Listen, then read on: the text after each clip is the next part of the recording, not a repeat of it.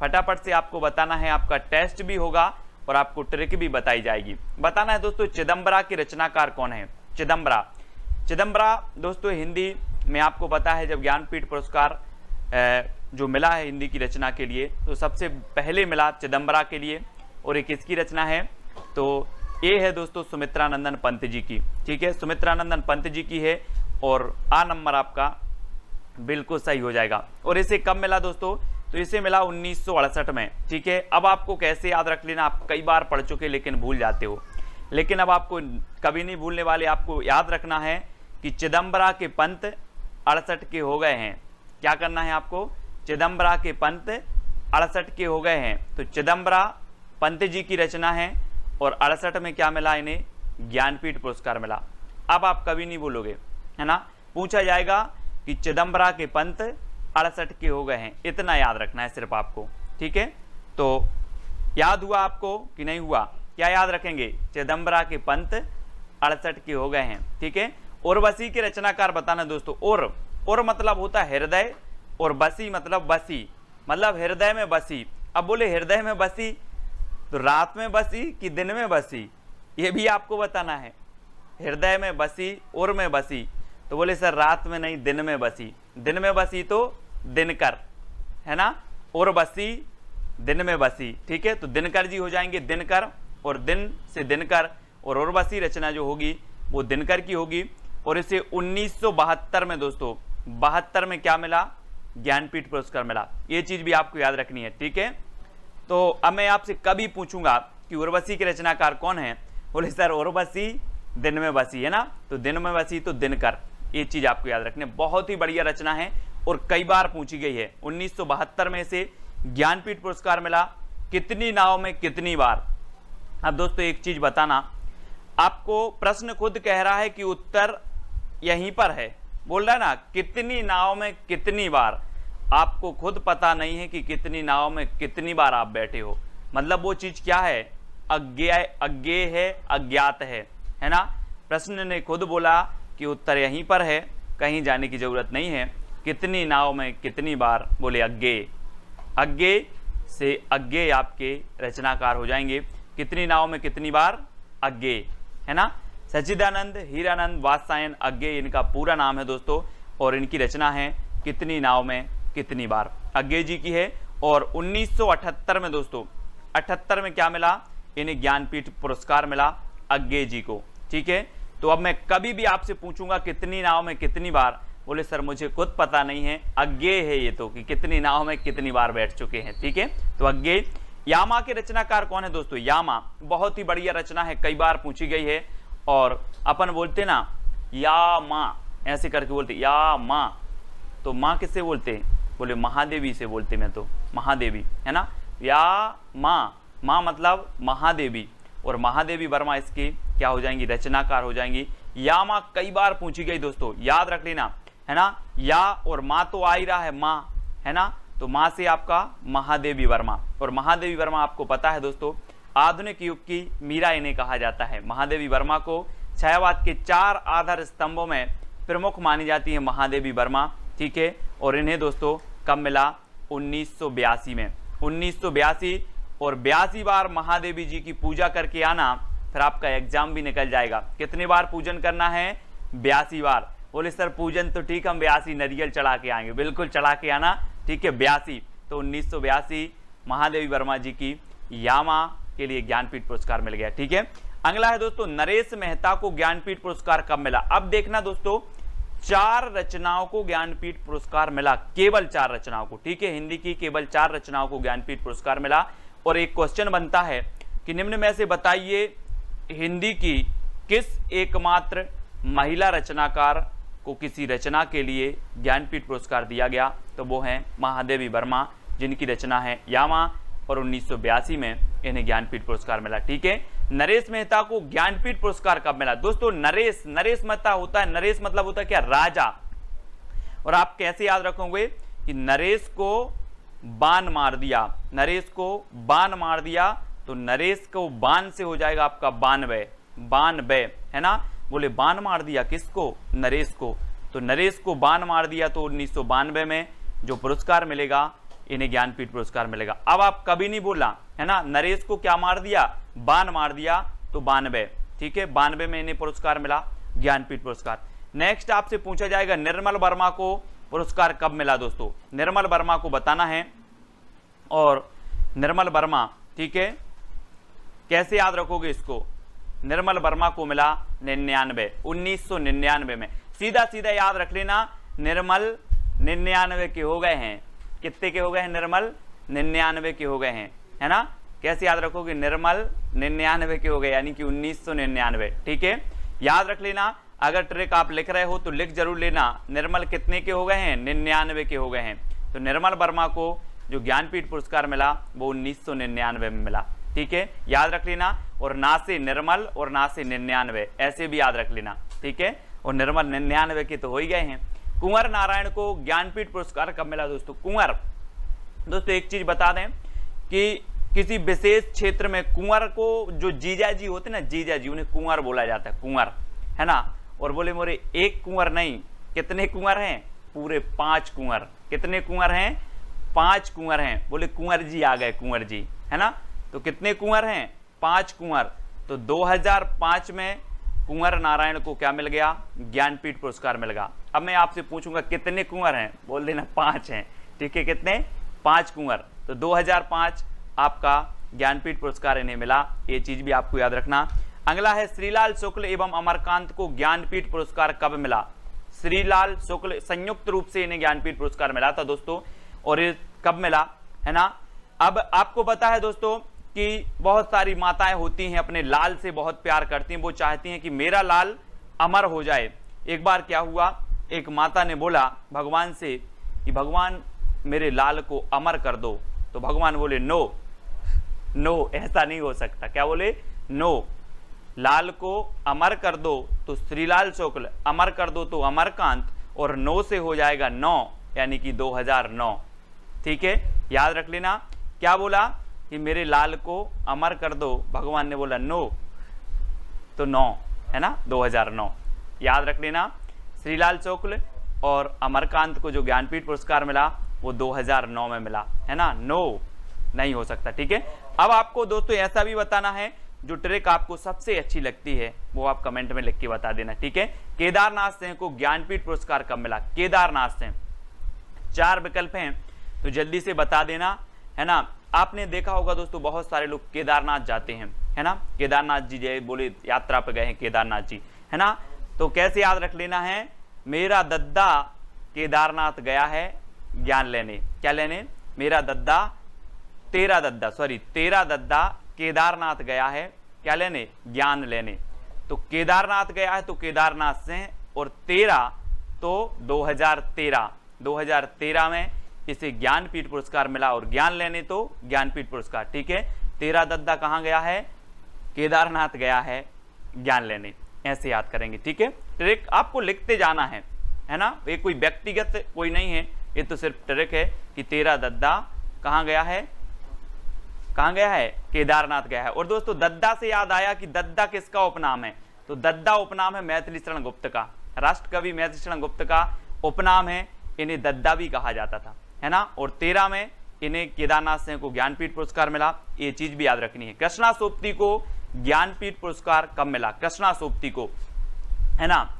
तो आपको बताना है 17 में सोपती, कैसे याद रखोगे, 17 में सोपती, 17 में सोपती, है ना, 17 में सोपती, इतना बस याद रखना, 17 में सोपती। तो कृष्णा सोपती को 2017 में ज्ञानपीठ पुरस्कार मिला। और दोस्तों अभी तक 10 रचनाओं, मतलब 4 रचनाओं और बाकी साहित्यकारों को ज्ञानपीठ पुरस्कार मिला, हिंदी के 10 साहित्यकारों को ज्ञानपीठ पुरस्कार मिल चुका है ना। तो कैसे याद रखोगे, 17 में सोपती यानी कृष्णा सोपती, ठीक है। अब आपको जो ज्ञानपीठ पुरस्कार हैं उनके सन भी याद हो गए होंगे, किनको ज्ञानपीठ पुरस्कार रचनाओं को मिला वो रचनाएं भी आपको याद हो गई होंगी, ठीक है। इसके पहले के वीडियो व्यास सम्मान, साहित्य अकादमी पुरस्कार सब कुछ मैंने याद करवा दिया है दोस्तों, वो वीडियो जरूर देखें, और एक बार आप वीडियो देखेंगे कभी नहीं भूलेंगे। अब कभी भी आएगा कि कृष्णा सोपती को ज्ञानपीठ पुरस्कार कब मिला तो आप सीधा बता दोगे सर 17 में सोपती, 17 में सोपती, है ना। निर्मल 99 के हो गए हैं, निर्मल 99 के हो गए हैं, 13 दद्दा केदारनाथ गया है, तो केदारनाथ से को 2013 में। अब आप कभी नहीं भूल पाएंगे। आज के वीडियो में क्या होगा दोस्तों, सबसे पहले आपको टेस्ट करवाया जाएगा, आपको रचना पता है कि नहीं पता है, फिर ओके, उसके बाद जो है क्या करना है मैं आपको ट्रिक बताऊंगा। ठीक है, तो जुड़े रहें, वीडियो को लाइक करें। पहला प्रश्न है, हेमतरंगिणी की रचनाकार कौन है? 4 विकल्प हैं दोस्तों आपके सामने और 2 सेकंड आपको दिए जाते हैं। हेमतरंगिणी बताना है दोस्तों, और आपको पता है दोस्तों कि जो हिम होते हैं, हिमखंड होते हैं, आपने देखा होगा ये हिम है ना, हिमखंड हैं, और ये देखो कैसे जमे हैं, ऐसे जमे हैं जैसा कौन जमा रहता है? माखन। यहाँ पर देखो माखन जमा रहता है, तो हिम जमे हैं माखन की तरह, तो हिम से हो जाएगा हेमतरंगिणी और माखन से हो जाएगा आपका माखनलाल चतुर्वेदी। ठीक है, तो हेमतरंगिणी जो रचना हो जाएगी वो किसकी हो जाएगी? माखनलाल चतुर्वेदी की हो जाएगी। सभी लोगों को पता है दोस्तों, एक भारतीय आत्मा इन्हें कहा जाता है, माखनलाल चतुर्वेदी को। ठीक है, और इसे दोस्तों 1955 में क्या मिला? साहित्य अकादमी पुरस्कार मिला। अब ये कैसे याद रखोगे 1955? तो आपको पता है दोस्तों कि आपने क्या किया, बचपन से लेके 55 तक क्या खाया? माखन ही तो खाया है। बोले कि सर मैंने तो बचपन से लेकर 55 तक माखन खाया है, माखन, और माखन खाया है, तो माखनलाल चतुर्वेदी की हेमतरंगिणी रचना के लिए साहित्य अकादमी पुरस्कार मिला 1955 में। ठीक है, याद हुआ कि नहीं हुआ? हो गया होगा। अगला प्रश्न है दोस्तों, पद्मावत संजीवनी व्याख्या के रचनाकार कौन है? 4 विकल्प है हमारे सामने, पद्मावत संजीवनी व्याख्या बताना है, तो आपका राइट आंसर क्या होगा? उत्तर हो जाएगा दोस्तों आपका बिल्कुल सही, वासुदेव शरण अग्रवाल, यानी कि बी नंबर आपका बिल्कुल सही है दोस्तों। और हमें दोस्तों वासुदेव की शरण में अगर जाना है तो अपने पद्मों, अपने पदम से, अपने पैर से चल करके जाना होगा, है ना, पदम से चल करके जाना है कहाँ? वासुदेव की शरण में। ठीक है, तो आपका वासुदेव शरण अग्रवाल हो जाएंगे क्या? पद्मावत संजीवनी व्याख्या के। अब इसको कब साहित्य अकादमी पुरस्कार मिला, ये चीज भी आपको बतानी है। तो दोस्तों 1956 में साहित्य अकादमी पुरस्कार मिला पद्मावत संजीवनी व्याख्या के लिए, और 56 इंच का सीना फुला करके हमें वासुदेव शरण की क्या है, वासुदेव की शरण में जाना है। वो भी कैसे जाना है? पद्मों से जाना है, तो पद्मावत संजीवनी व्याख्या, इस प्रकार से याद करेंगे। ठीक है, अगला बताना दोस्तों, बौद्ध धर्म दर्शन की रचनाकार कौन है? 4 विकल्प हैं अपने सामने, रामधारी सिंह दिनकर, वासुदेव शरण अग्रवाल, आचार्य नरेंद्र देव, राहुल सांकृत्यायन। तो बौद्ध धर्म दर्शन, दोस्तों आप भी बौद्ध धर्म के दर्शन करने जाते होंगे, जाते हैं। वैसे ही जो बौद्ध धर्म दर्शन करने गए, कौन गए? नरेंद्र देव गए, और नरेंद्र देव अपनी संतान को साथ में लेके गए, संतान को साथ में लेके गए। तो दोस्तों संतान को साथ में लेके गए, तो बौद्ध धर्म दर्शन को 1957 में क्या मिला? साहित्य अकादमी पुरस्कार मिला, और ये रचना किसकी है? तो ये रचना है नरेंद्र देव की। ठीक है, इस प्रकार से याद रखेंगे। आपसे पूछा जाएगा बौद्ध धर्म दर्शन के रचनाकार कौन है, तो आपको बताना है नरेंद्र देव। ठीक है, और नरेंद्र देव जो है अपनी संतान को साथ में लेकर के बौद्ध धर्म के दर्शन करने गए थे। ठीक है, अगला बताना है मध्य एशिया का इतिहास के रचनाकार कौन है? 4 विकल्प हैं दोस्तों, 4 में से आपका राइट आंसर क्या हो जाएगा? दोस्तों मध्य एशिया का इतिहास बताना है, और इसके जो रचनाकार हो जाएंगे वो कौन हो जाएंगे? मध्य एशिया का इतिहास यानी कि राहुल सांकृत्यायन। राहुल सांकृत्यायन यानी कि डा नंबर आपका बिल्कुल सही है दोस्तों। मध्य एशिया का इतिहास गवाह है कि राहुल जी, आपने नाम सुना होगा, राहुल जी की क्या नहीं हुई? शादी नहीं हुई। क्या वे 58 साल में शादी करेंगे? कितने साल में? 58 साल में शादी करेंगे क्या, है ना। और पूरे मध्य एशिया में घूम आए हैं, लेकिन उन्हें अभी तक क्या नहीं मिली है? कोई अच्छी लड़की नहीं मिली है। राहुल सांकृत्यायन याद रख लेना, ठीक है। तो मध्य एशिया का इतिहास क्या है? राहुल सांकृत्यायन की रचना है, और 1958 में इसे साहित्य अकादमी पुरस्कार मिला। तो ये चीज भी आपको याद रखनी है, ठीक है। मध्य एशिया का इतिहास, राहुल सांकृत्यायन, और 1958 में क्या मिल गया? साहित्य अकादमी पुरस्कार मिला। अगला है दोस्तों संस्कृति के 4 अध्याय, ये कौन है? संस्कृति के 4 अध्याय दिन में पढ़ना है या रात में पढ़ना है? तो जल्दी से आप बताएं। संस्कृति के 4 अध्याय दोस्तों हमें दिन में पढ़ना है, इसलिए रचना किसकी हो जाएगी?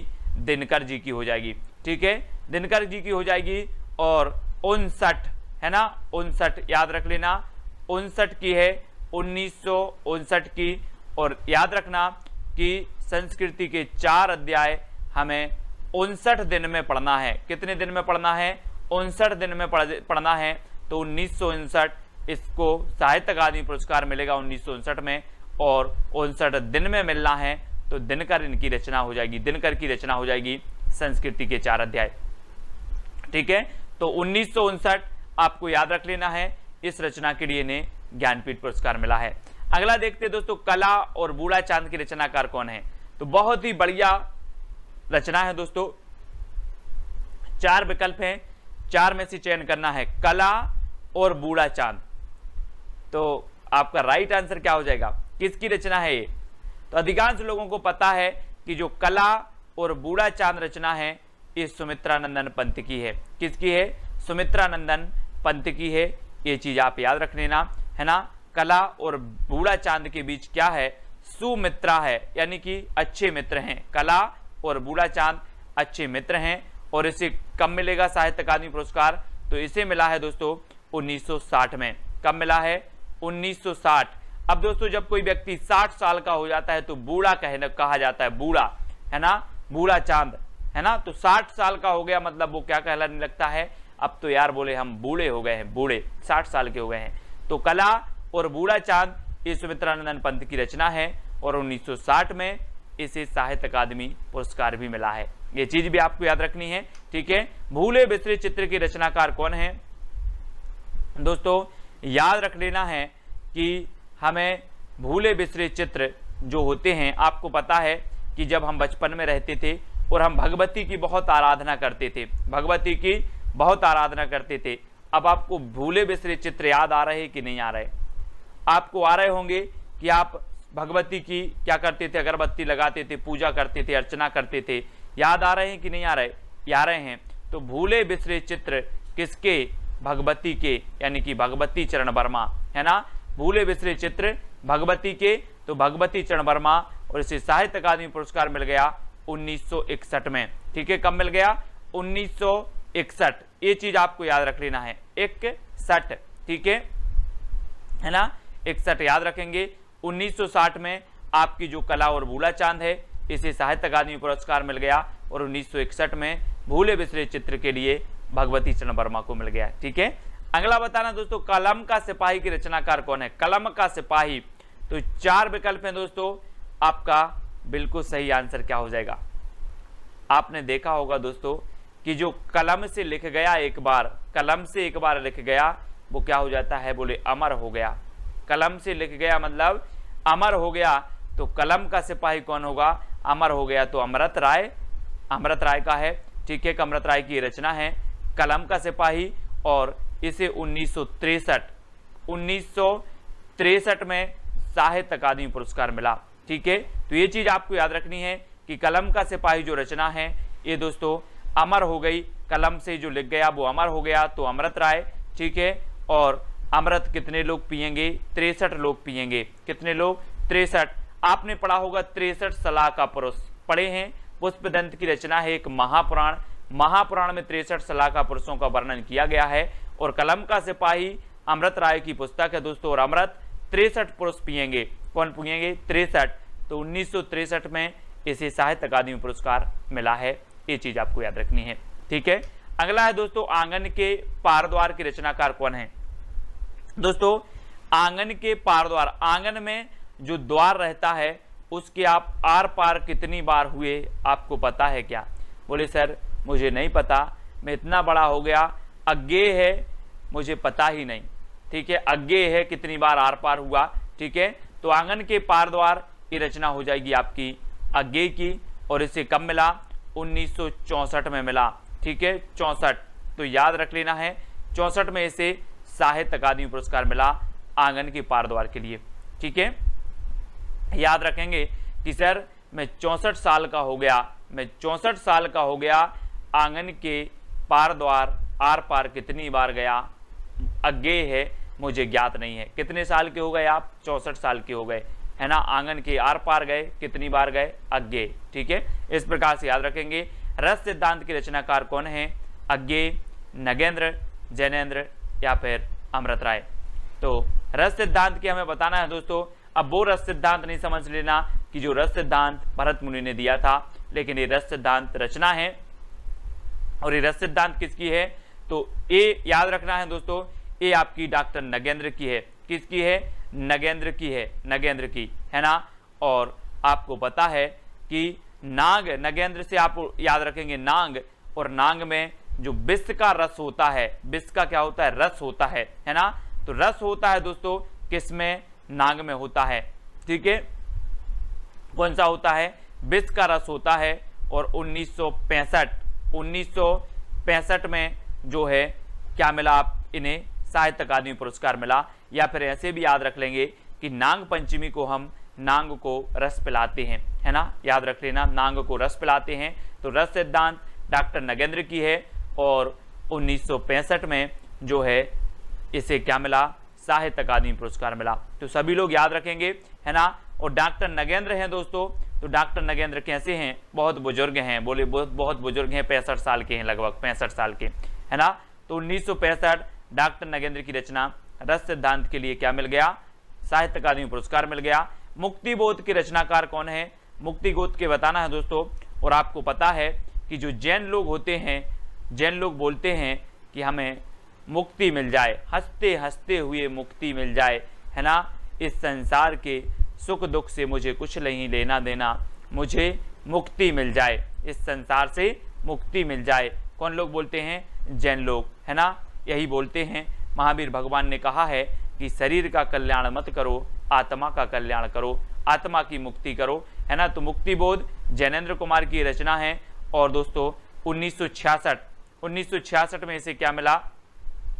1966 में मिल गया दोस्तों, क्या मिल गया? यानी साहित्य अकादमी पुरस्कार मिल गया। और दोस्तों याद रख लेना, ये आपकी है मुक्तिबोध की। और 66 मतलब क्या हो जाएगा? अगर किसी को बहुत अच्छे से मुक्ति मिल जाती है, मोक्ष मिल जाता है, मतलब वो क्या लग गया दोस्तों? डबल छक्का, है ना। आप जैसे 6 लगता है मैच में और खुश होते हो, ऐसे ही अगर किसी को अच्छी मुक्ति मिल जाए, है ना, तो वो डबल छक्का हो जाएगा, है ना। डबल खुशी आपको मिल जाएगी, है ना। 6 तो 1966 याद रखेंगे। 1966 मुक्तिबोध को, जैनेन्द्र कुमार की मुक्तिबोध रचना को साहित्य अकादमी पुरस्कार मिला। अमृत और विष के रचनाकार कौन है? तो अमृत और विष आपको पता है दोस्तों, ये यहाँ पर आया है अमृत, और यहाँ पर भी हम देख रहे हैं अमृत। तो अमृत और विष के रचनाकार कौन होंगे? अमृतलाल नागर। ठीक है, कौन होंगे? अमृतलाल नागर होंगे। और इनकी एक रचना है अमृतलाल नागर की, अमृत और विष। और 1967 में दोस्तों, 1967 में इसे क्या मिल गया? 1967 में साहित्य अकादमी पुरस्कार मिल गया। और दोस्तों आपको पता होगा कि अमृत क्या हो गया है? बोले अमृत और विष सड़ गए हैं, अमृत और विष सड़ गए हैं, तो 67 अमृत और विष, है ना। मैं अमृत और विष लेकर के आया, मैंने पूछा अमृत और विष कहाँ है? बोले वो तो सड़ गए, सड़ गए, तो 67। ठीक है, अमृतलाल नागर की रचना है। और 67 में इसे साहित्य अकादमी पुरस्कार मिला। इस प्रकार से याद रखेंगे। दो चट्टाने के रचनाकार कौन है दोस्तों? दो चट्टाने, आपको पता है कि जो है बच्चन परिवार में दो चट्टाने हैं, दो चट्टाने। बोले हरिवंश राय बच्चन बोले कि अभी दो चट्टाने और होनी है, एक अमिताभ बच्चन और एक अभिषेक बच्चन, दो चट्टाने और होनी है। तो दो चट्टाने ये किसकी होंगी दोस्तों? बच्चन की होंगी, यानी कि हरिवंश राय बच्चन, है ना। और आपको पता है दो चट्टाने अभी भी हैं, है ना। और दोस्तों इसको कब मिला? तो 1968 में मिला, 1968 में मिला। ठीक है, और आपको पता है कि जो चट्टाने होती हैं वो बिल्कुल अड़ी रहती हैं, अड़ग रहती हैं, है ना। कौन? चट्टाने कैसी रहती हैं? अड़ग रहती हैं, अड़ी रहती हैं। अड़ी से आपका उत्तर हो जाएगा 68, अड़ा रहता है। बोले वो चट्टान ऐसा है, वो चट्टान का जो पर्वत है वो ऐसा है कि वो अड़ा रहता है, तो 68। दो चट्टाने हरिवंश राय बच्चन और अड़ी रहती हैं, तो 68, 1968 आपका बिल्कुल सही होगा। राग दरबारी के रचनाकार बताना है दोस्तों। मैंने कई बार बताया है कि राग दरबारी, दरबार में कौन बैठा है, बोले मेरा लाल बैठा है ना। भारत माता बोलती है कि मेरे दरबार में मेरा लाल बैठा है, मतलब वीर सपूत बैठे हैं मेरे लाल, है ना। तो राग दरबारी के रचनाकार कौन होंगे, श्रीलाल शुक्ल होंगे। और इसे 1969 में इसे साहित्य अकादमी पुरस्कार मिला दोस्तों। और आपको पता है कि एक भारत माता के लाल का जन्म हुआ था 1869 में, 1869 यानी कि महात्मा गांधी का जन्म हुआ था, है ना। और ये भी भारत माता के लाल थे, ठीक है। और 1969 में भी राग दरबारी को क्या मिल गया, साहित्य अकादमी पुरस्कार मिल गया। और दोस्तों ऐसे ही कई लालों का जन्म हुआ। तो श्रीलाल शुक्ल की 1869 से लेकर के आपको लगा लेना है 100 साल वर्ष 1969, ठीक है। बोले भारत माता के लाल का जन्म हुआ था 1869 में, इसकी 100 साल बाद मतलब 1969, ऐसे याद करना, ठीक है। राग दरबारी। निराला की साहित्य साधना के रचनाकार कौन है, निराला की साहित्य साधना बहुत ही बढ़िया है दोस्तों। निराला की जो कहानी है बहुत ही दुख भरी कहानी है। और दोस्तों इन्होंने साहित्य की सेवा की, साहित्य की साधना की, वो सब छोड़ के, विलासिता का जीवन छोड़ के, विलास का जीवन छोड़ के निराला जी ने साहित्य की साधना की, है ना। काय का जीवन छोड़ के विलास का, तो निराला की साहित्य साधना किसकी रचना हो जाएगी, रामविलास शर्मा, रामविलास शर्मा की रचना होगी। और इसे 1970 में साहित्य अकादमी पुरस्कार मिला। और दोस्तों ये विलासपूर्ण जीवन को छोड़कर 70 साल तक क्या करते रहे, हिंदी साहित्य की साधना करते रहे, सेवा करती रहे, ठीक है। कब तक, 70 साल तक, ठीक है। तो 1970 में इसे क्या मिलेगा, साहित्य अकादमी पुरस्कार मिल जाएगा, ऐसे याद करेंगे। अगला है कविता के नए प्रतिमान की रचना कौन है, कई बार पूछी गई है दोस्तों, कविता के नए प्रतिमान, है ना। और नए प्रतिमान, और आपको पता है दोस्तों कि आप क्या करते हो, नए नए नाम रखते हो। जब बच्चा पैदा होता है, बच्चा का जन्म होता है, तो आप क्या करते हो, नए नए क्या रखते हो, नाम रखते हो। तो नए प्रतिमान, है ना, तो क्या हो जाएगा, नाम रखते हो तो नामवार से है ना। कविता के नए प्रतिमान नामवार से की रचना हो जाएगी, ठीक है। और इसे कब मिला दोस्तों, तो 1971 में मिला, 1971 में इसे साहित्य अकादमी पुरस्कार मिला। ये चीज भी आपको याद रखनी है, ठीक है।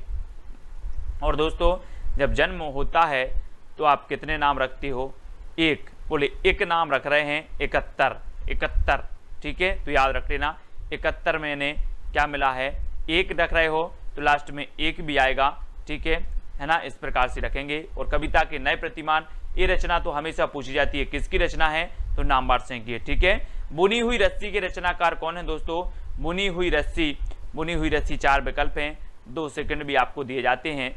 और आपका बिल्कुल सही आंसर होगा भवानी प्रसाद मिश्र। दोस्तों एक चीज बताना, जब आप भवानी के दर्शन करने जाते हो तो वहां पर एक क्या है, पचरंगा धागा की बुनी हुई रस्सी रखी रहती है ना। बोले बुनी हुई रस्सी रखी है बेटा, और ये अपने कलाई में बांध लेना, कल्याण हो जाएगा। कहाँ पर जाते हो, भवानी के पास, किसके पास, भवानी के पास जाते हो, बुनी हुई रस्सी बांध के आते हो और बोले कल्याण हो जाएगा। तो बुनी हुई रस्सी आपको कहाँ मिलती है, भवानी के पास, तो भवानी प्रसाद मिश्र इसकी रचनाकार होंगे। और 1972 में, है ना, 1972 में इसे साहित्य अकादमी पुरस्कार मिल गया। और दोस्तों आपको पता है कि जो है भवानी की कृपा से बहत भी तर जाता है, बहत से बहत्तर, है ना, बहत्तर, है ना। तो याद रख लेना, बेहतर होता है, जो कुछ भी होता है वो क्या होता है, बेहतर होता है। जब आप बुनी हुई रस्सी बांध लेते हो भवानी की, तो जो कुछ भी होगा वो कैसा होगा, बेहतर होगा। बेहतर से आपका बनेगा 72, यानी 1972 में इसे साहित्य अकादमी पुरस्कार मिला, ठीक है। अगला बताना है दोस्तों, आलोक पर्व के रचनाकार कौन है, तो 4 विकल्प हैं आपके सामने, आलोक पर्व। और मैंने कई बार आपको बताया है कि पर्व हमारे भारत में हजारों पर्व होते हैं, कैसे होते हैं, हजारों पर्व होते हैं। तो आलोक पर्व के रचनाकार कौन होंगे, हजारी प्रसाद द्विवेदी, हजारी प्रसाद द्विवेदी। और दोस्तों याद रख लेना 1973, है ना, 73 जो है इसे साहित्य अकादमी पुरस्कार मिला आलोक पर्व के लिए, हजारी प्रसाद द्विवेदी की, है ना। इसको याद रखेंगे, 1-2 बार वीडियो देखोगे तो आपको क्लियर हो जाएगा। मिट्टी के बारात के रचनाकार कौन है दोस्तों? तो मैंने आपको कई बार बताया है कि जब शिव जी की बारात आई और बारात में आपने सुना होगा कि बोले भूत ऊत भी नाच रहे थे बारात में, है ना, नाच रहे थे भूत ऊत, तो भभूत अभूत लगा कर आए होंगे, तो ऐसी लग रही होगी कि मिट्टी की बारात आ गई। कौन की आ गई मिट्टी की बारात? शिव जी की मिट्टी की बारात आ गई। और दोस्तों इसे मिला कब? 1974 में। 1974 में तो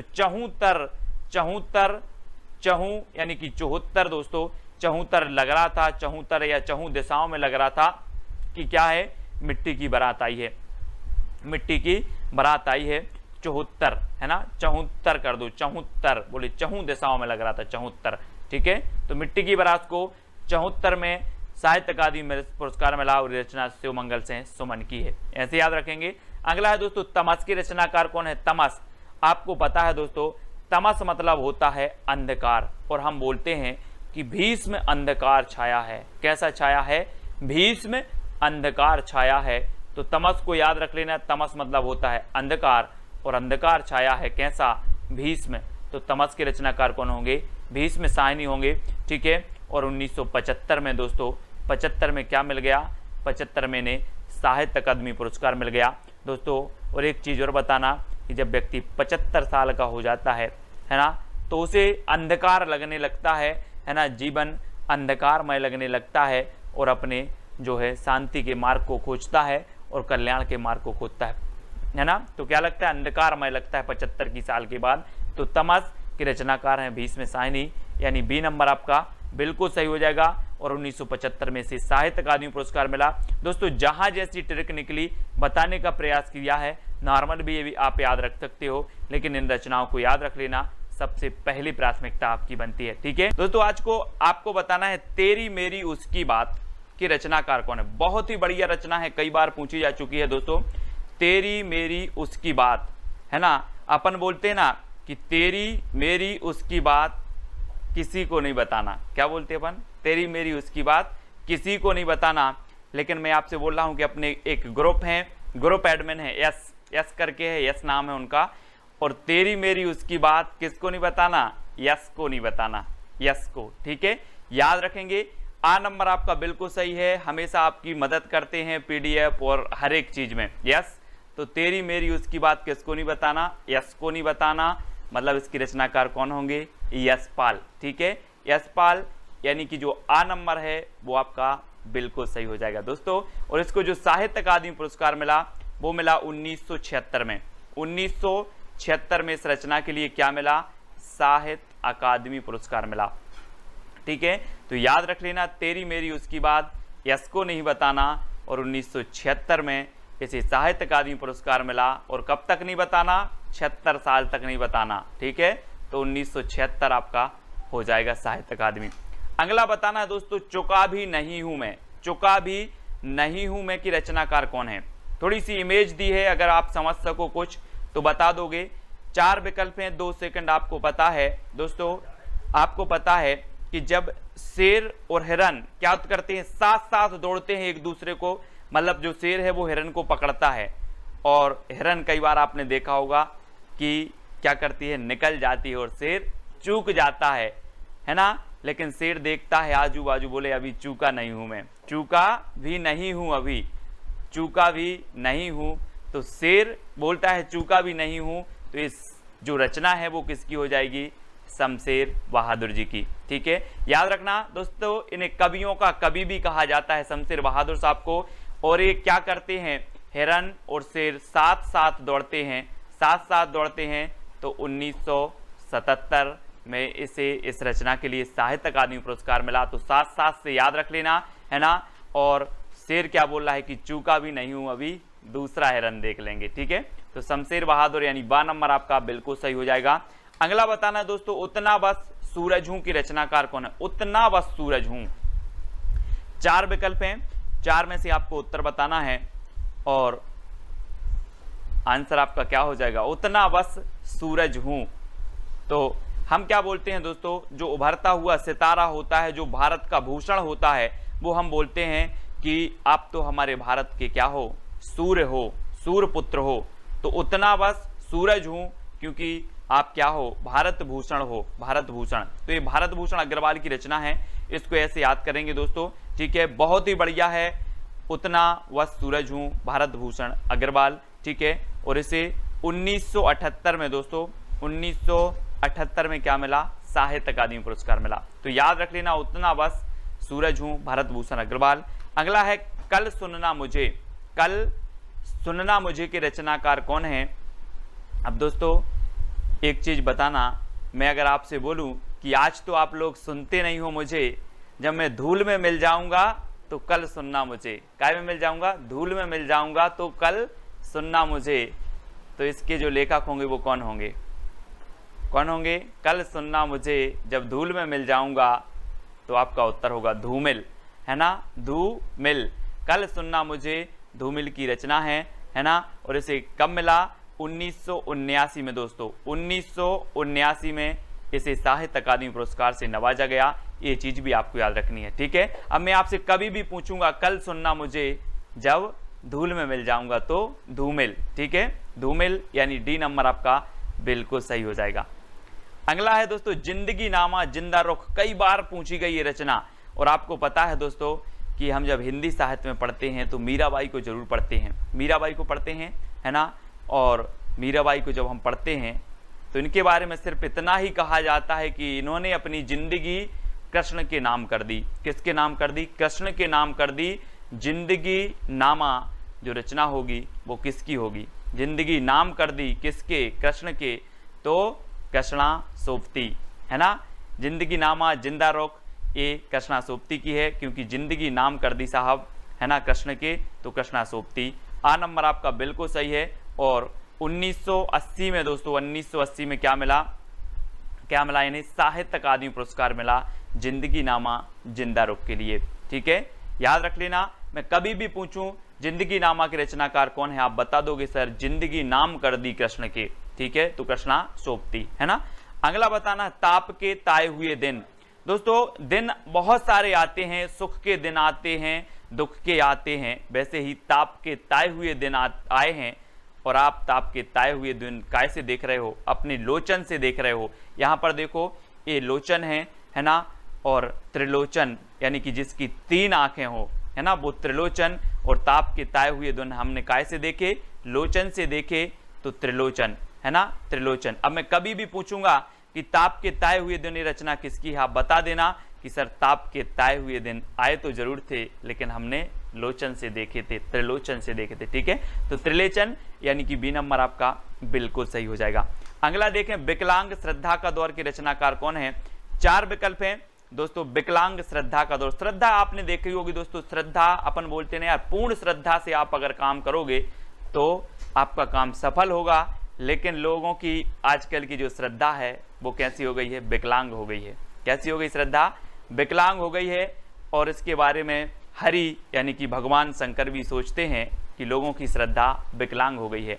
तो विकलांग श्रद्धा का दौर है ये। हरि मतलब भगवान और शंकर मतलब शंकर जी, तो हरि शंकर परसाई, है ना, व्यंग्यकार हैं दोस्तों, हरि शंकर परसाई, ठीक है। हरि के प्रति, शंकर के प्रति लोगों की श्रद्धा विकलांग होती जा रही है, इसलिए बहुत सारे क्या है संकट आ रहे हैं। श्रद्धा बना के रखो, श्रद्धा को क्या नहीं करना, विकलांग नहीं करना। तो विकलांग श्रद्धा का दौर हरि शंकर परसाई, ठीक है, ऐसे याद रखेंगे। और दोस्तों इसे 1982 में क्या मिला, साहित्य अकादमी पुरस्कार मिला, साहित्य अकादमी पुरस्कार मिला 1982 में। और ये ताप के ताए हुए दिन के लिए मिला 1981 में। ये चीज भी आपको याद रखनी है, ठीक है।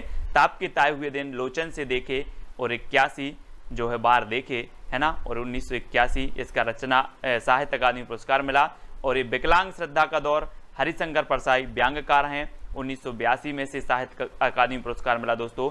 अब दोस्तों खूंटियों पर टंगे लोग, खूंटियों पर टंगे लोग, अब ऐसा नहीं लग रहा कि खूंटियों, अगर खूंटी होती तो एक व्यक्ति, और खूंटियों पर यानी कि बहुत सारे लोग खूंटियों पर टंगे हैं। अब बहुत सारे लोग टंगे हैं तो हमें क्या करना पड़ेगा, सर्वे करना पड़ेगा, सर्वे कि यार कितने लोग टंगे हैं ऐसे खूंटियों पर।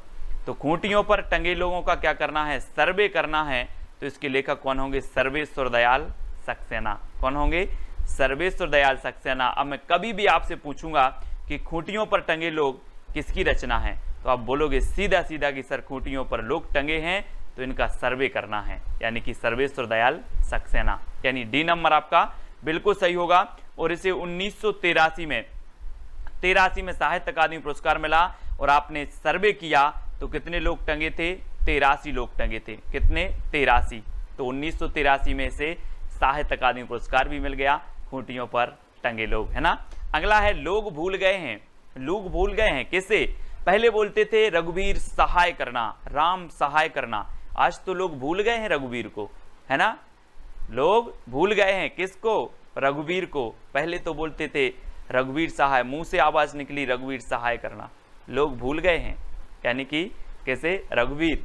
आ नंबर आपका बिल्कुल सही है ना। वो आपने सुना होगा दोस्तों, क्या होगा कि दुख में सुमरन सब करें, सुख में करे ना कोई, और सुख में सुमरन सब करे तो दुख काहे को हो। इसलिए लोग भूल गए हैं, है ना, क्योंकि लोगों के पास सुख आ गया है।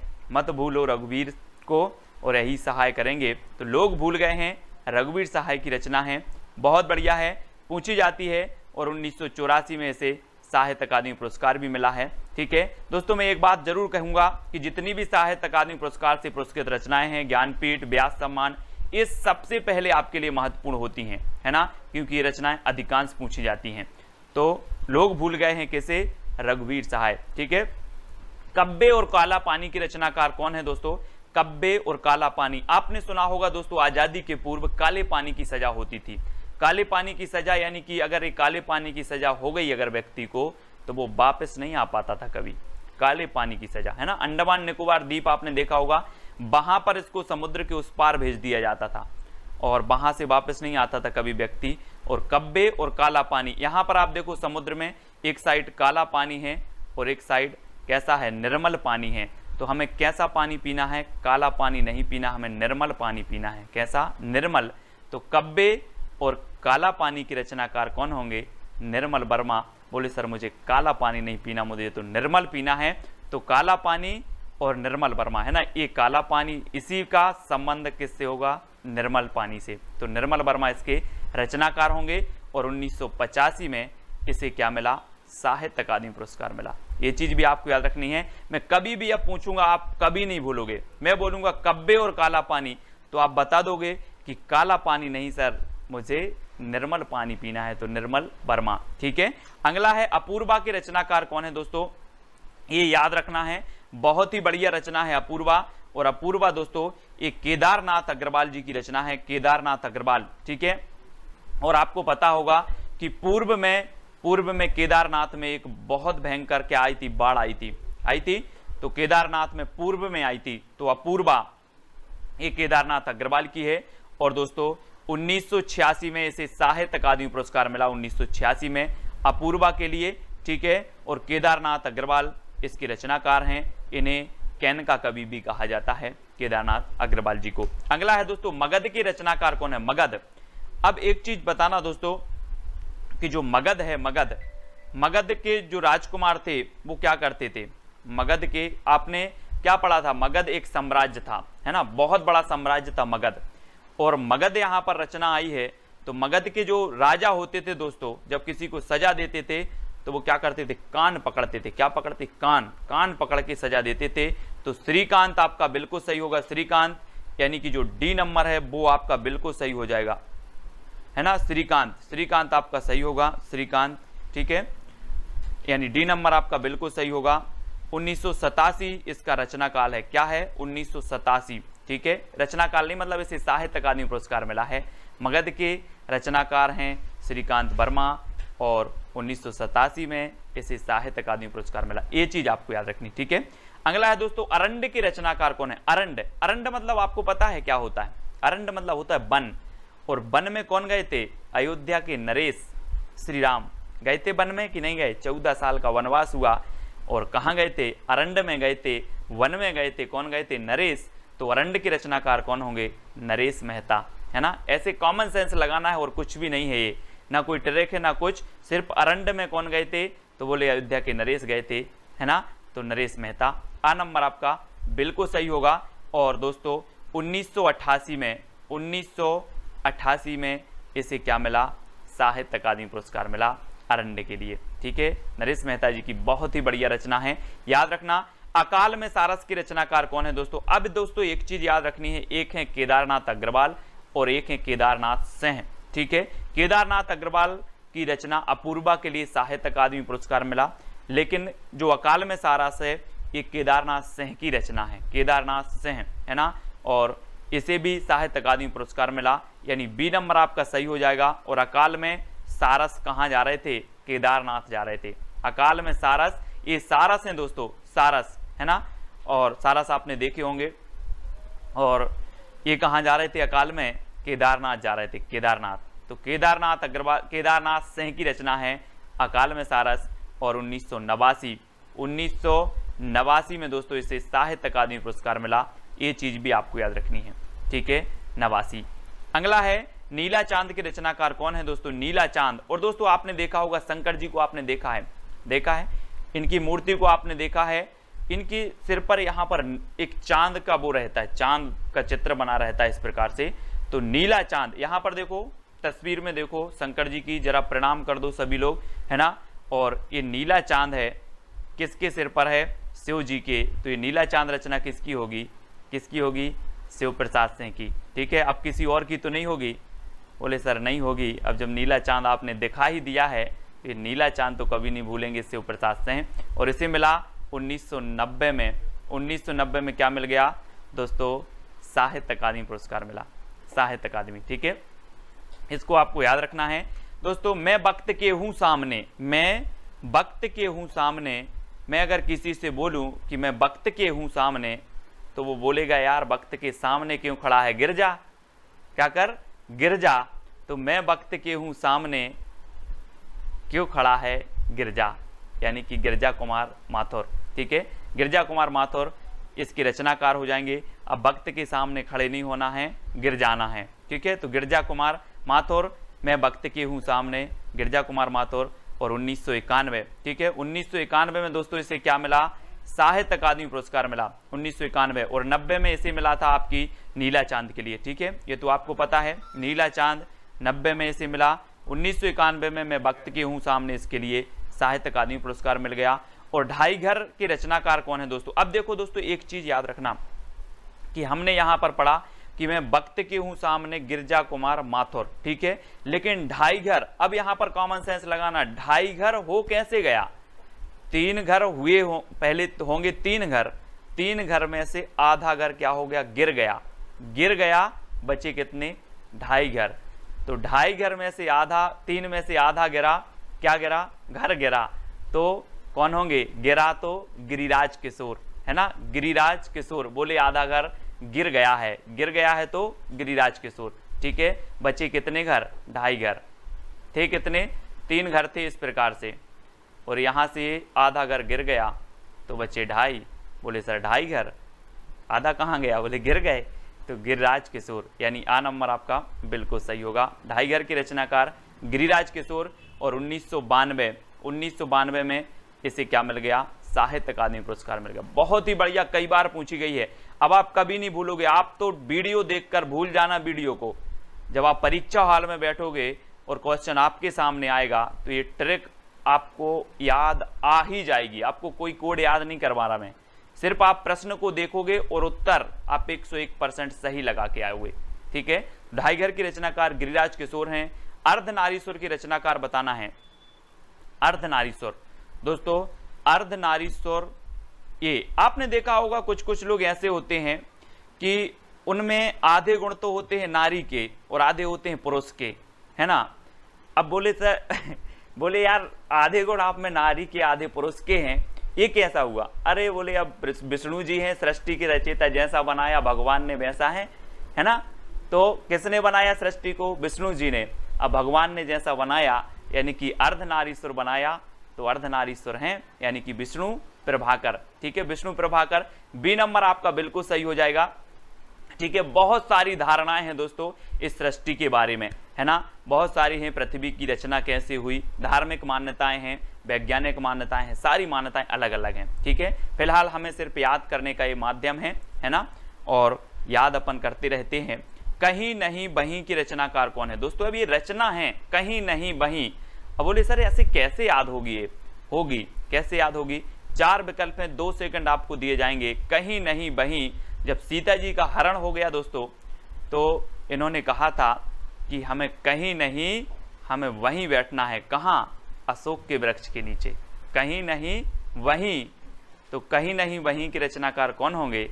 अशोक वाजपेयी। कौन होंगे? अशोक वाजपेयी, क्योंकि सीता जी ने कहा कि हमें कहीं नहीं वहीं बैठना है। जो शोक को हरता है वो क्या है? अशोक वृक्ष, और अशोक के नीचे बैठना है हमें कहीं नहीं वहीं, यानी कि अशोक के वृक्ष के। तो अशोक वाजपेयी इसके रचनाकार होंगे और 1994 में इसे साहित्य अकादमी पुरस्कार मिला। बहुत ही बढ़िया रचना है, आप कभी नहीं भूलोगे। बोले कहीं नहीं वहीं, कहाँ? अशोक के वृक्ष के नीचे। ये यहाँ पर देखो चित्र में जरा, ये हनुमान जी आए हैं और सीता जी अशोक के वृक्ष के नीचे बैठी। बोले हमें कहीं नहीं जाना, हम तो वहीं जाना, अशोक के वृक्ष के नीचे।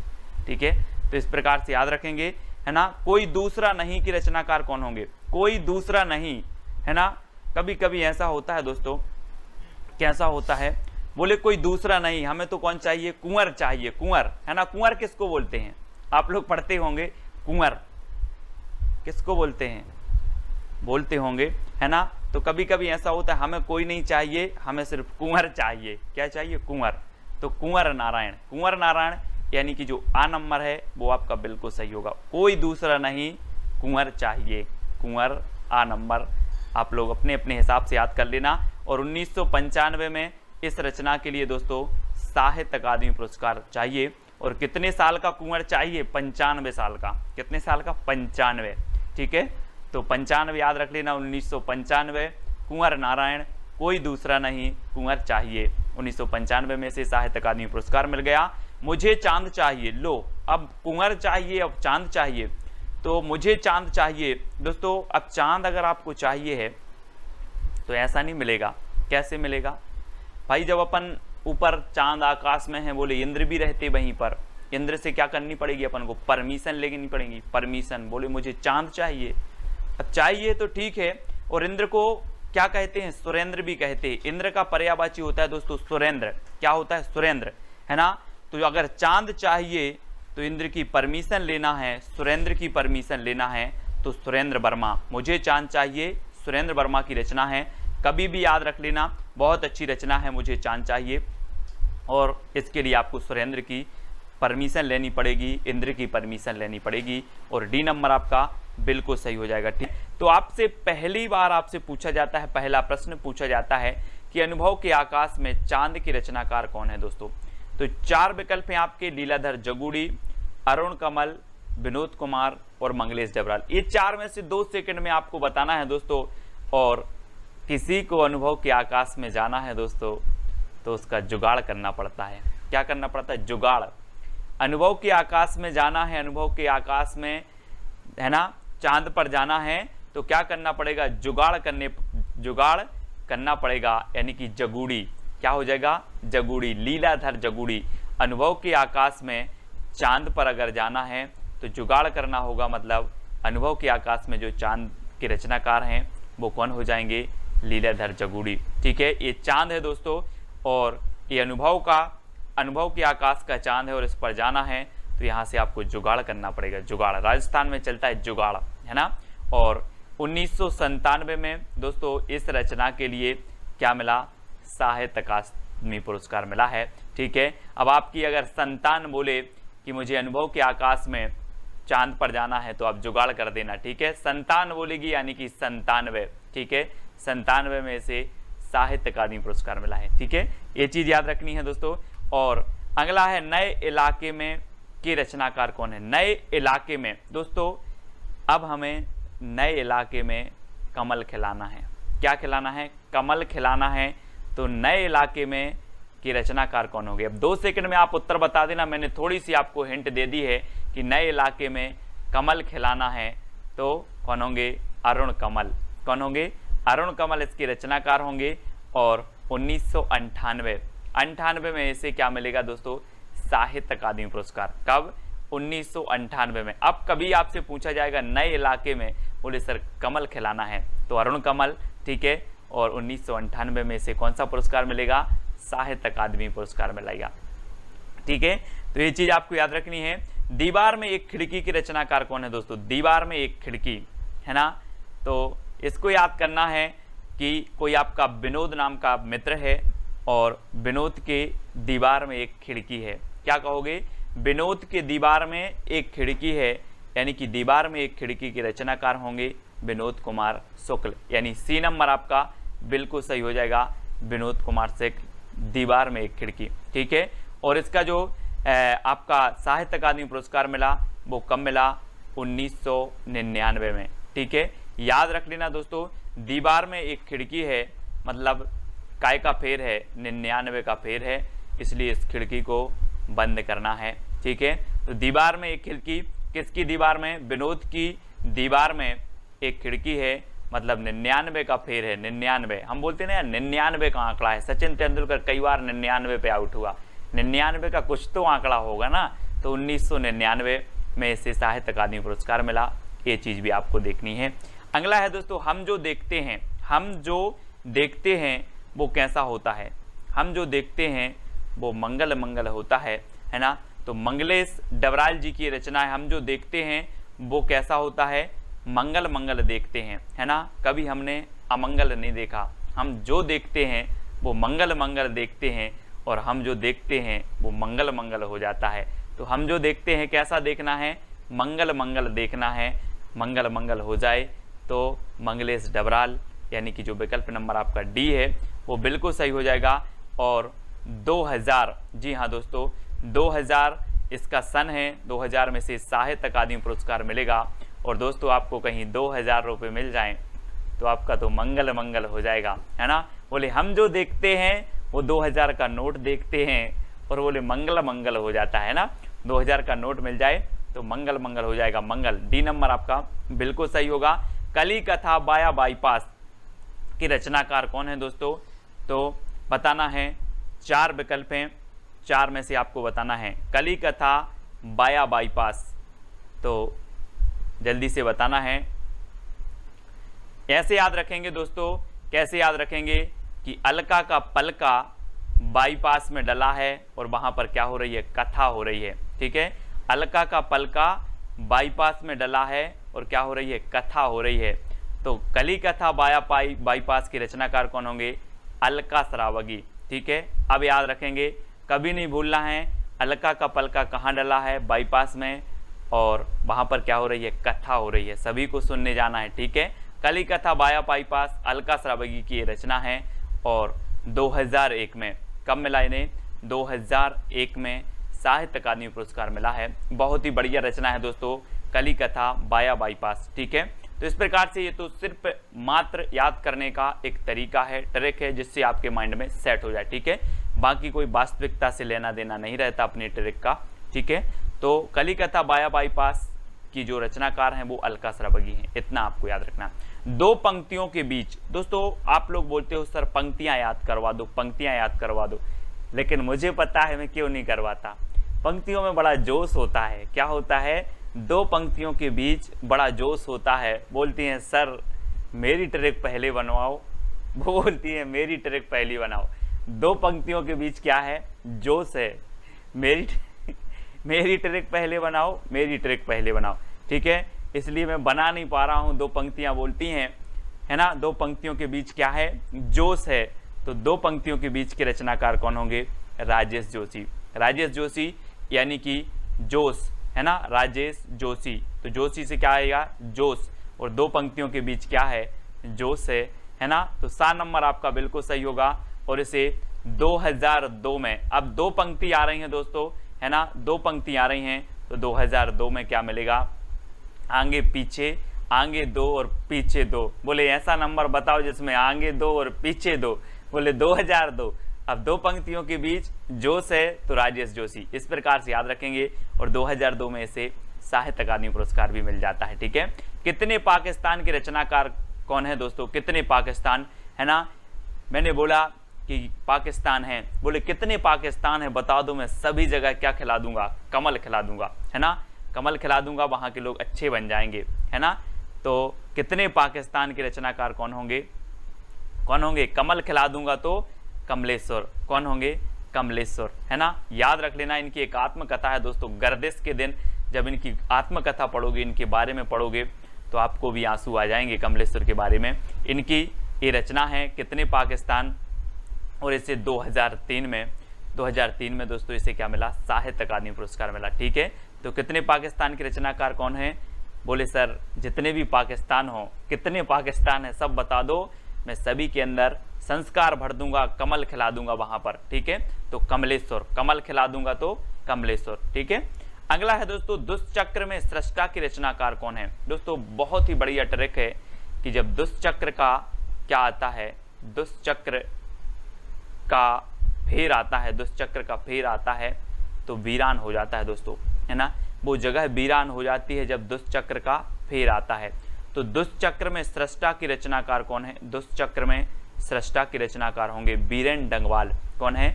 बीरेन डंगवाल। दुष्चक्र बोले हमारे ऊपर तो क्या चल रहा है, दुष्चक्र चल रहा है और हम तो क्या हो गए, वीरान हो गए, है ना। तो बीरेन डंगवाल, वीरान से हो जाएगा बीरेन डंगवाल। ठीक है, ऐसे याद रखेंगे, है ना। अब आप कभी नहीं भूलेंगे। बोले सर दुष्चक्र की बात कर रहे हो, जब दुष्चक्र का फेर आता है तो लोग वीरान हो जाते हैं, है ना, वो जगह वीरान हो जाती है। और 2004, ठीक है, 2004 याद रख लेना है। 2004 में दुष्चक्र में सृष्टा, और 2004 में आपको पता है दोस्तों कि सुनामी आई थी, और सुनामी आई यानी कि दुष्चक्र, है ना, दुष्चक्र आया और वो जगह ही वीरान हो गई जहां जहां सुनामी आई। ठीक है, तो याद रखेंगे दुष्चक्र जब भी आता है तो वीरान, तो बीरेन डंगवाल की है। और 2004 में सुनामी आई तो 2004 में वीरान हो गए दोस्तों अच्छे अच्छे स्थान। तो 2004 में से साहित्य अकादमी पुरस्कार मिल जाता है किसे, दुष्चक्र में सृष्टा के लिए। ठीक है, अगला है क्याप के रचनाकार कौन है? क्याप, बहुत सारे लोगों को पता है कि क्या आप मनोहर श्याम जोशी हैं? क्या आप मनोहर श्याम जोशी हैं? तो क्या आप, तो क्याप, है ना, क्याप, और आप हैं क्या, मनोहर श्याम जोशी। इनकी रचना है दोस्तों, इसे साहित्य अकादमी पुरस्कार मिला 2005 में। कब मिला? 5 में मिला। ठीक है, तो मनोहर श्याम जोशी 5 लिखना, है ना। 5 में इन्हें क्या मिल गया, क्या मिला, है ना, 2005 में इन्हें साहित्य अकादमी पुरस्कार मिल गया क्याप के लिए। ठीक है, अब संशयात्मा के रचनाकार कौन है दोस्तों? संशयात्मा 4 विकल्प हैं दोस्तों, और आपने देखा होगा दोस्तों बहुत सारे लोगों को क्या होता है, संशय होता है, संशय, है ना। संशय समझते हो? बोले यार मुझे संशय है, लेकिन जो ज्ञानेंद्र पति होते हैं, ज्ञान के पति होते हैं, उनके अंदर कोई संशय नहीं होता। क्या नहीं होता? संशय। यानी कि आपका बिल्कुल सही आंसर हो जाएगा, क्या हो जाएगा, ज्ञानेंद्र पति। संशय आत्मा नहीं होती जो ज्ञान के पति होते हैं, है ना। तो ज्ञानेंद्र पति आपका बी नंबर बिल्कुल सही हो जाएगा। ठीक है, वो आत्मा संशय आत्मा नहीं है जो ज्ञानेंद्र की पति है, ज्ञान की पति है। और बी नंबर आपका, कभी भी अब आपसे पूछेंगे संशय आत्मा के रचनाकार कौन है, बोले संशय उनके मन में नहीं होता जिनके अंदर ज्ञान है, ज्ञान के वो पति हैं, है ना। तो इस प्रकार से याद रखेंगे, ज्ञानेंद्र पति की रचना है। और दोस्तों 2006 में क्या मिला, इन्हें साहित्य अकादमी पुरस्कार मिला। ठीक है, तो याद रख लेना, है ना। और जिनमें ज्ञान होता है, क्रिकेट खेलने का जिनमें ज्ञान होता है, वो बिल्कुल बिना संशय के 6-6 मारते रहते हैं दोस्तों, 6-6, है ना, 6-6 बाउंड्री मारते हैं। तो 2006 में इसे क्या मिल जाता है, साहित्य अकादमी पुरस्कार मिल जाता है। ऐसे याद करेंगे। अगला है इन्हीं हथियारों से, इन्हीं हथियारों से क्या बोल देंगे, इन्हीं हथियारों से ना करके हम दोस्तों क्या बोलेंगे, इन्हीं हाथों से, इन्हीं हाथों से क्या हो जाएंगे, अमर हो जाएंगे, इन्हीं हाथों से अमर हो जाएंगे। तो इन्हीं हाथों से ये रचना किसकी होगी, अमर हो जाएंगे तो अमरकांत। ठीक है, इन्हीं हाथों से अमर हो जाएंगे, यानी कि अमरकांत की रचना है। और विकल्प नंबर जो सी है आपका वो बिल्कुल सही हो जाएगा, अमरकांत। ठीक है, इन्हीं हाथों से क्या हो जाएंगे, अमर हो जाएंगे। और 2007 में, है ना दोस्तों, और साथ में अमर होना है ना, सभी को साथ में अमर हो जाना, कोई भाग नहीं जाना, है ना। नहीं तो बोले सर मैं पहले अमर हो जाऊंगा बाद में हो जाना, है ना, साथ में अमर होना है। 2007 में इन्हीं हथियारों के लिए साहित्य अकादमी पुरस्कार मिला। अब आप कभी नहीं भूलोगे, बोले इन्हीं हथियारों से, अच्छा सर ने बताया था इन्हीं हाथों से अमर होना है और साथ में होना है, मतलब 2007 में इस रचना के लिए साहित्य अकादमी पुरस्कार मिल गया। ठीक है, तो याद रखना दोस्तों, कोहरे में कैद रंग, आपने देखा होगा कहीं कहीं गोविंद जी की अगर मूर्ति लगी है और कोहरा छाया है ना, और आपको दर्शन करने हैं तो कोहरे में कैद रंग, कोहरे में रंग कैद हो जाता है और हमें गोविंद जी के दर्शन नहीं हो पाते। तो गोविंद मिश्र की ये रचना है कोहरे में कैद रंग। फिर आप क्या बोलोगे कि गोविंद जी की जो मूर्ति है कोहरे में कैद रंग हो गई, कोहरे में कैद रंग गोविंद मिश्र, इस प्रकार से याद रखेंगे, ठीक है। और इसे 2008 में क्या मिला दोस्तों, साहित्य अकादमी पुरस्कार मिला, ठीक है। कोहरे में कैद रंग गोविंद मिश्र, है ना, याद रखेंगे गोविंद मिश्र। और अगला है हवा में हस्ताक्षर की रचनाकार कौन है दोस्तों। और दोस्तों आपने पढ़ा होगा, 2 सेकंड में आप अपने उत्तर को तो चयन करते रहें, कमेंट में उत्तर बताते रहें, ठीक है। हवा में हस्ताक्षर दोस्तों आपको पता है कि जो कैलाश पर्वत है वहां शंकर जी गए थे तपस्या करने, पता है आपको, पता है। और ये कैलाश पर्वत इतना ऊंचा है दोस्तों कि हवा में हस्ताक्षर करता है। कौन, कैलाश पर्वत। तो कैलाश से क्या बनेगा, कैलाश वाजपेयी, कैलाश वाजपेयी हवा में हस्ताक्षर करते हैं, कौन, कैलाश पर्वत। तो इतना याद रख लेना, हवा में हस्ताक्षर कौन करता है, कैलाश पर्वत। तो कैलाश से आपका बनेगा कैलाश वाजपेयी की रचना होगी हवा में हस्ताक्षर, ठीक है। हवा में हस्ताक्षर कैलाश वाजपेयी। अब आप कभी नहीं बोलोगे, मैं बोलूंगा हवा में हस्ताक्षर किसकी रचना है, बोले सर आपने ही तो बताया था कि हवा में हस्ताक्षर करता है कैलाश पर्वत, तो कैलाश वाजपेयी होंगे, है ना। और 2009, ठीक है, 2009 में क्या हुआ, इस रचना को साहित्य अकादमी पुरस्कार मिला।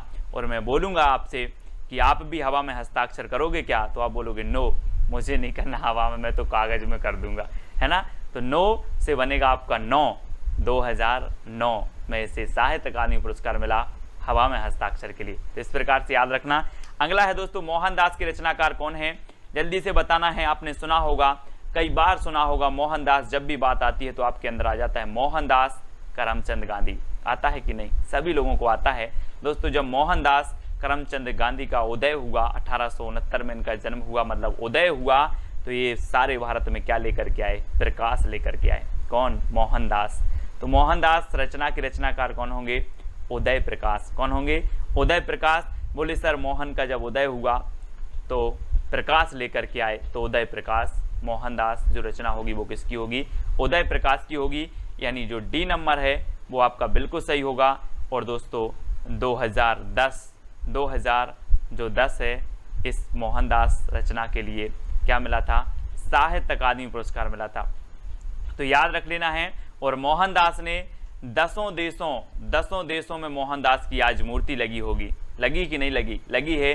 10 देश आज मानते हैं मोहनदास करमचंद गांधी जी को, है ना। तो मोहनदास की रचनाकार कौन है, उदय प्रकाश, इस प्रकार से याद रखेंगे। और 10 देशों में मूर्ति लगी है, तो 2010 में से क्या मिलेगा, साहित्य अकादमी पुरस्कार। इस प्रकार से जितनी भी साहित्य अकादमी पुरस्कार से पुरस्कृत रचनाएं हैं उनको हम लोग पढ़ते रहेंगे और दोस्तों रटते रहेंगे। अगला क्वेश्चन है, रेहन पर रगदू के रचनाकार कौन है, मनोहर श्याम जोशी, काशीनाथ सिंह, अमरकांत या फिर उदय प्रकाश। रेहन पर रगदू बताना है कौन है, तो जल्दी से आपको बताना है। रेहन पर रगदू बहुत ही बढ़िया रचना है और ये है दोस्तों काशीनाथ सिंह की। किसकी है, काशीनाथ सिंह की रचना है रेहन पर रगदू, याद रखेंगे। और 2011 में दोस्तों क्या मिला, इसे साहित्य अकादमी पुरस्कार मिला है। तो याद रख लेना। कैसे याद रखोगे कि जो है काशी बनारस में क्या है, यहाँ पर रेहन पर रगदू छिड़क दी जाती है ना। और 2011 में से मिल गया था। इस प्रकार से आप याद कर लेना, रेहन पर रगदू काशी में रेहन पर रगदू, ठीक है, काशीनाथ सिंह।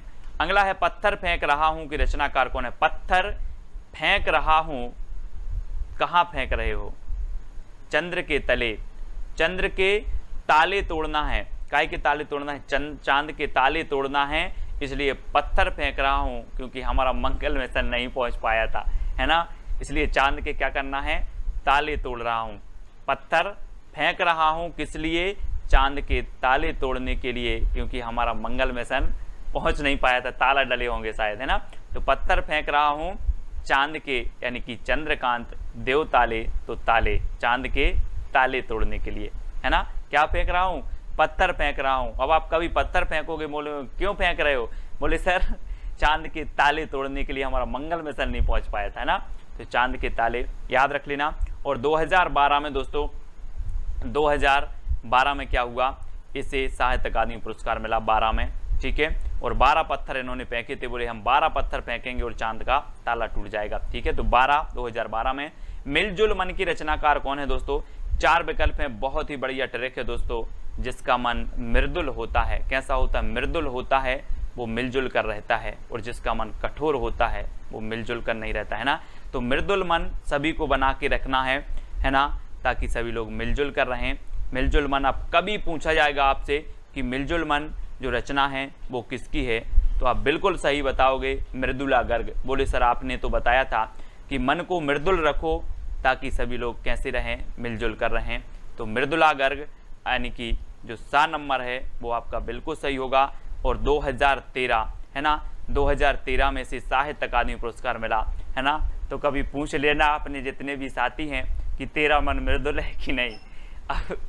अपने जितने भी साथी हैं, ग्रुप के साथी हैं, जो भी वीडियो हैं, एक दूसरे से पूछ लेना तेरा मन मृदुल है कि नहीं। सर ने तो बोला था कि मृदुल मन करके रखो है ना, सभी मिलजुल के रहना है।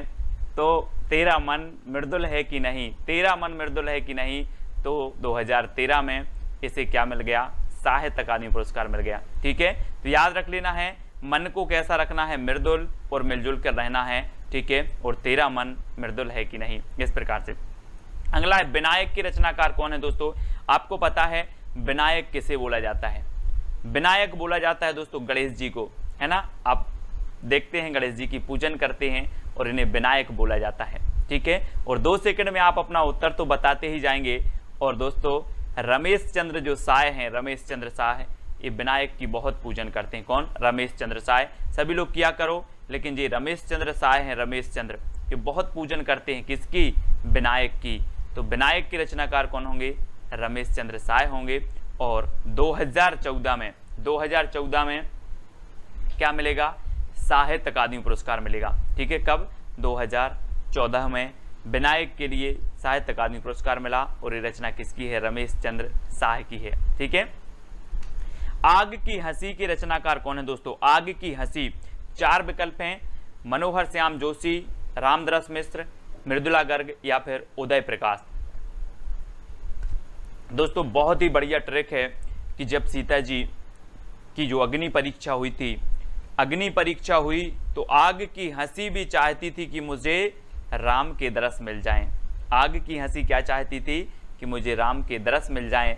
और आग की हंसी के जो रचनाकार होंगे वो कौन होंगे? रामदरस मिश्र। अब आप कभी नहीं भूलोगे, है ना। बोले सीता जी की रचना, सीता जी की जब अग्नि परीक्षा हुई तो आग की हंसी भी चाह रही थी कि मुझे क्या मिल जाए? राम के दरस मिल जाएं। यानी कि आपका जो विकल्प नंबर बी है रामदरस मिश्र, बी नंबर आपका बिल्कुल सही हो जाएगा, बी नंबर, ठीक है। और 2015 में दोस्तों, 2015 में क्या मिला, है ना, क्या मिला? इसे साहित्य अकादमी पुरस्कार मिला, ठीक है, 15, है ना। तो याद रख लेना है आपको, पानी डरा यानी 15, है ना। आग अगर जले तो पानी डरा दे, 15 दे, है ना, पानी डरा दे, इस प्रकार से। तो 15 आपको याद रखना, आग की हंसी, रामदरस मिश्र। अगला है दोस्तों पारिजात उपन्यास की रचनाकार कौन है? पारिजात, है ना दोस्तों। पारी ऐसी खेलना है कि जिसका ना सिरा हो, ना सिरा हो ना कुछ भी हो, पारी ऐसी खेलना है ना। जिंदगी की पारी भी अपन को ऐसा खेलना है कि ना सिरा हो, लोग याद करते करते थक जाएं कि उसने कितना अच्छा किया था। तो कोई सिरा नहीं होना चाहिए, ना सिरा, ठीक है। लोग अपने लिए जीते हैं, लेकिन अपन को ऐसा करना है कि लोग याद करते करते थक जाएं, लेकिन ना सिरा ना हो, ऐसी पारी खेलना है जिंदगी की, ठीक है। तो पारिजात से होगा पारी, और पारी खेलना है जिसका ना सिरा हो। तो ना सिरा शर्मा, है ना सिरा हो ना अंत हो, ठीक है। तो ना सिरा शर्मा की रचना है पारिजात, उपन्यास है ये, बहुत ही बढ़िया है। और 2016 में दोस्तों क्या है, 2016 में इसे साहित्य अकादमी पुरस्कार मिला। और दोस्तों कई लोग तो 16 साल की उम्र में ही ऐसी पारी खेल देते हैं कि उनकी ज़िंदगी का कोई सिरा नहीं रहता, है ना। तो ना सिरा, तो 16 साल की उम्र में, तो पारिजात याद रख लेना। बोले पारी खेलना है 16 साल की उम्र में भी पारी खेलना है जिसका ना सिरा हो, इस प्रकार से याद रखेंगे, ठीक है। विश्व मिथक सरित सागर की रचनाकार कौन है? दोस्तों बहुत ही बढ़िया ट्रिक है, आपको कैसे याद रखना, विश्व मिथक सरित सागर, विश्व में बहुत सारी सरिता हैं और सरिता कहाँ मिलती हैं, सागर में, यानी कि सरित सागर, सरित सागर। और दोस्तों आपको पता है कि जो सरिता हो या फिर सागर हो, ये में कई कुंटल मेघ गिरते हैं, काय में, सरिता और सागर में। तो सरित सागर में कई कुंटल मेघ गिरते हैं, तो कुंतल मेघ, रमेश कुंतल मेघ इसके रचनाकार होंगे, क्योंकि सरिता और सागर में कई कुंटल मेघ गिरता है ना। तो याद रख लेना, मेघ गिरता है, मेघ से क्या होती है, बरसात होती है ना, तो मेघ से बरसात होती है, पानी गिरता है, तो याद रख लेना कई कुंतल गिरता है, काय में, सरिता और सागर में। तो विश्व में तक सरित सागर, अब सरित से सरिता और सागर में। तो इतना ही आपको जब भी प्रश्न ये आएगा और आपको याद आ जाएगा सरिता और सागर, इसमें तो कई कुंतल मेघ गिरता है, तो कुंतल मेघ, ठीक है। और 2017 में दोस्तों क्या हुआ, 2017 में इसे मिल गया साहित्य अकादमी पुरस्कार, ठीक है, ये चीज आपको याद रखना है, ठीक है। अगला है दोस्तों पोस्ट बॉक्स नंबर 203 की रचनाकार कौन है, बहुत ही बढ़िया रचना है ना, और कई बार पूछी जाती है दोस्तों। आप लोग क्या करते हो, पोस्ट बॉक्स करते हैं कि नहीं, है ना, मैंने पोस्ट बॉक्स कर दिया है यार, आप लोग बोलते हो पोस्ट बॉक्स, और पोस्ट बॉक्स नंबर 203 का हमें क्या बनाना है, चित्र बनाना है। पोस्ट बॉक्स 203 का क्या बनाना है, चित्र बनाना है। तो पोस्ट बॉक्स नंबर 203 के रचनाकार कौन होंगे, चित्रा मुदगल। यहाँ पर देखो ये पोस्ट बॉक्स नंबर 3 है ना, और ये किसकी है, चित्रा मुदगल की है, और हमें पोस्ट बॉक्स नंबर 203 का क्या बनाना है, चित्र बनाना है, चित्र, तो चित्रा मुदगल, ठीक है। और 2018 में दोस्तों, 2018 में क्या हो गया, इस रचना के लिए साहित्य अकादमी पुरस्कार मिल गया 2018 में, ठीक है। तो इसको याद रखेंगे, बोले पोस्ट बॉक्स नंबर 203 का हमें चित्र बनाना है, तो चित्रा मुदगल 2018 में से साहित्य अकादमी पुरस्कार भी मिल जाएगा। अगला है छीलते हुए अपने को की रचनाकार कौन है, छीलते हुए अपने को।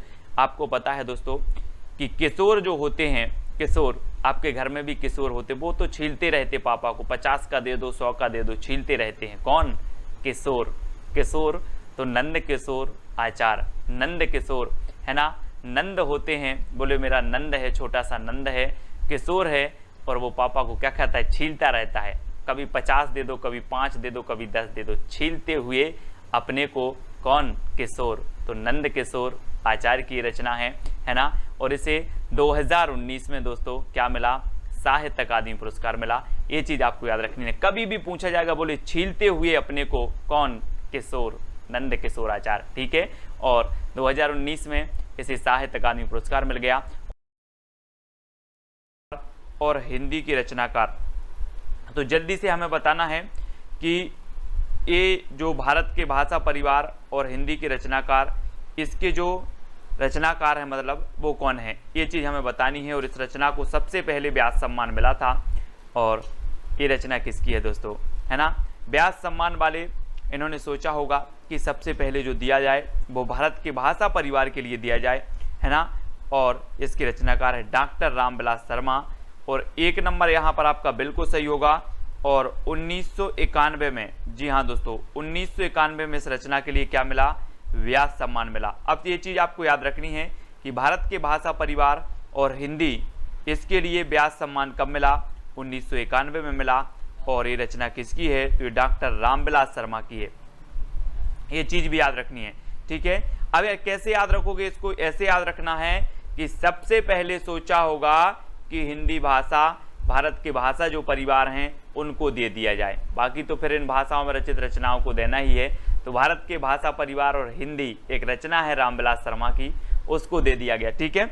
अगला देख लो दोस्तों, नीला चांद। नीला चांद मैंने आपको कई बार बताया है, आपने शंकर जी की मूर्ति देखी होगी, शंकर जी की फोटो देखी होगी, देखी है।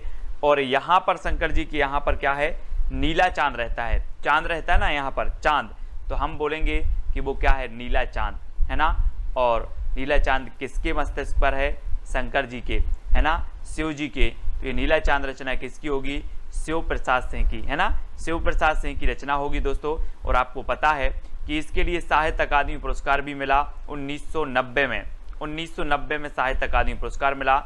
और 1992 में इसे व्यास सम्मान भी मिल गया। 90 में नीला चांद के लिए साहित्य अकादमी पुरस्कार और 92 में व्यास सम्मान मिला। आपने याद कैसे किया? याद कैसे किया कि जो नीला चांद है, नीला चांद यानी कि चांद शिव जी के मस्तिष्क पर है, ये रचना हो जाएगी शिव प्रसाद सिंह की, ठीक है। और इसे 90 में साहित्य अकादमी और 92 में व्यास सम्मान भी मिला, ठीक है। और आपको पता है दोस्तों, शिव का बाण तोड़ा था किसने? राम जी ने। तो 92 में व्यास सम्मान इन्हें मिल जाएगा, व्यास सम्मान, ठीक है। तो ये दोनों रचनाएं आपको याद रखनी है, दोनों पुरस्कार इस रचना के लिए आपको याद रखनी है, ठीक है। अगला है मैं वक्त के हूँ सामने। मैं वक्त के हूँ सामने की रचनाकार कौन है? मैंने आपको कई बार बताया है कि अगर आप वक्त के सामने आ जाओ कभी तो गिर जाना। मैं वक्त के हूँ सामने, बोले वक्त के क्यों सामने हो, गिर जा, है ना। वक्त के क्यों सामने हो, गिर जा। तो मैं वक्त के हूँ सामने रचना किसकी है? गिरजा कुमार माथुर की, ठीक है। C number. और इसे साहित्य अकादमी पुरस्कार मिला 1991 में दोस्तों, और व्यास सम्मान मिल गया 1993 में। देखो बहुत सारी, ये तो बहुत ही महत्वपूर्ण रचनाएं हो जाती हैं जिन्हें 2-2 सम्मान मिल गए, है ना। मतलब बहुत ही इंपॉर्टेंट रचनाएं हैं जिन्हें साहित्य अकादमी भी मिल गया 1991 में, और 92 में, 93 में इसको क्या मिल गया? व्यास सम्मान भी मिल गया। तो मैं वक्त के हूँ सामने गिरजा कुमार माथुर, 91 में साहित्य अकादमी, 93 में व्यास सम्मान, ठीक है। ऐसे याद रखेंगे। अगला है सपना अभी भी की रचनाकार कौन है दोस्तों? सपना अभी भी है कि मैं धर्म की शरण में जाऊं। काय की शरण में जाना है? सभी का सपना रहता है, क्या रहता है? कि मैं धर्म की शरण में जाऊं। आपका भी सपना होगा, है ना, कि नहीं है? सभी का सपना है कि धर्म की शरण में जाऊं और मैं धर्मवीर बनूं। क्या बनूं? धर्मवीर बनूं, ठीक है। और सभी का सपना है कि मैं धर्मवीर बनूं, यानी जो डी नंबर है वो बिल्कुल सही हो जाएगा, ठीक है, डी नंबर। अब कभी नहीं भूलेंगे आप। मैं बोलूँगा सपना अभी भी है, बोले सर हाँ सपना अभी भी है धर्मवीर बनने का। क्या? धर्मवीर बनने का। तो धर्मवीर भारती, और इसके लिए 1994 में दोस्तों, 1994 में क्या मिल गया? 1994 में इसे मिल गया दोस्तों, क्या मिल गया? व्यास सम्मान मिल गया। किसे? सपना अभी भी है। तो याद रख लेना, है ना, सभी लोग याद रखें। चोर का भी सपना हो जाता है, चोर से 94, है ना। कहीं पहले तो आप चोर थे, सपना अभी भी है आपका धर्म करने का, धर्मवीर बनने का। तो 94 चोर से 94 में इसे व्यास सम्मान मिला, और सपना अभी भी है धर्मवीर भारती, ठीक है।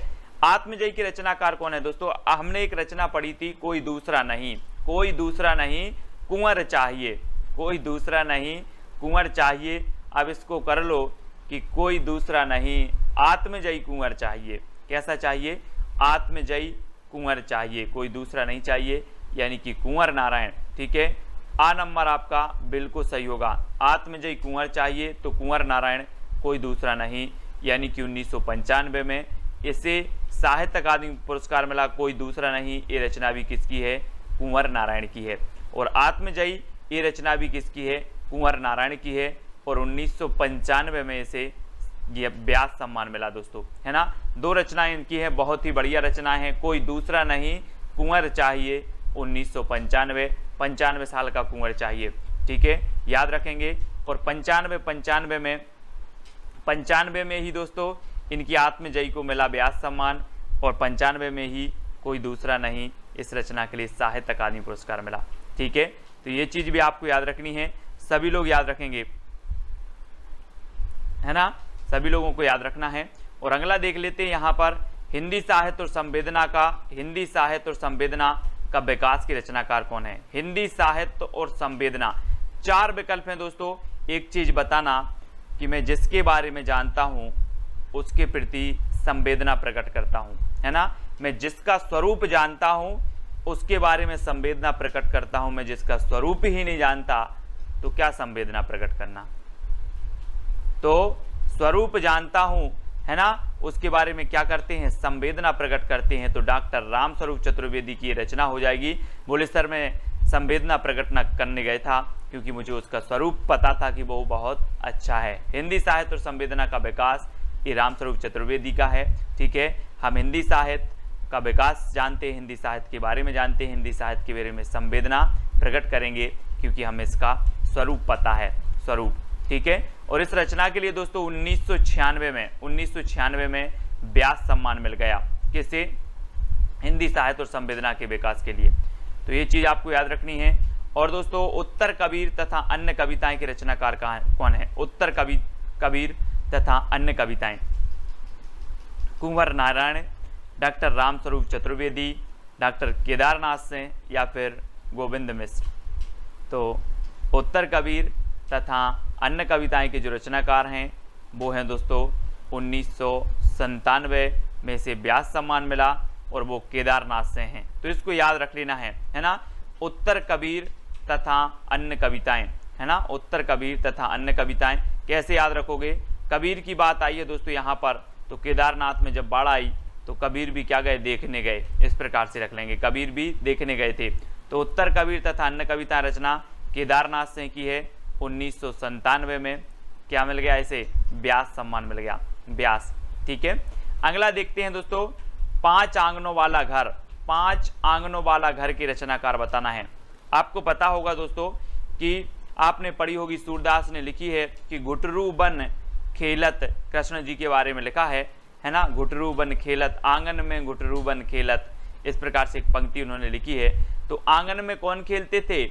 आंगन में खेलते थे दोस्तों कृष्ण जी, उनका नाम ही गोविंद है ना। तो 5 आंगनों वाले घर में खेलते थे कौन? गोविंद। तो गोविंद मिश्र। इसके रचनाकार कौन होंगे? गोविंद मिश्र। मैं कभी भी आपसे पूछूंगा 5 आंगनों वाला घर, बोले सर 5 आंगनों वाले घर में तो गोविंद खेलते थे, है ना, गोविंद खेलते थे, यानी गोविंद मिश्र। और इसे 1998 में दोस्तों क्या मिल गया? व्यास सम्मान मिल गया। 98, ठीक है, 98 में क्या मिल गया? व्यास सम्मान।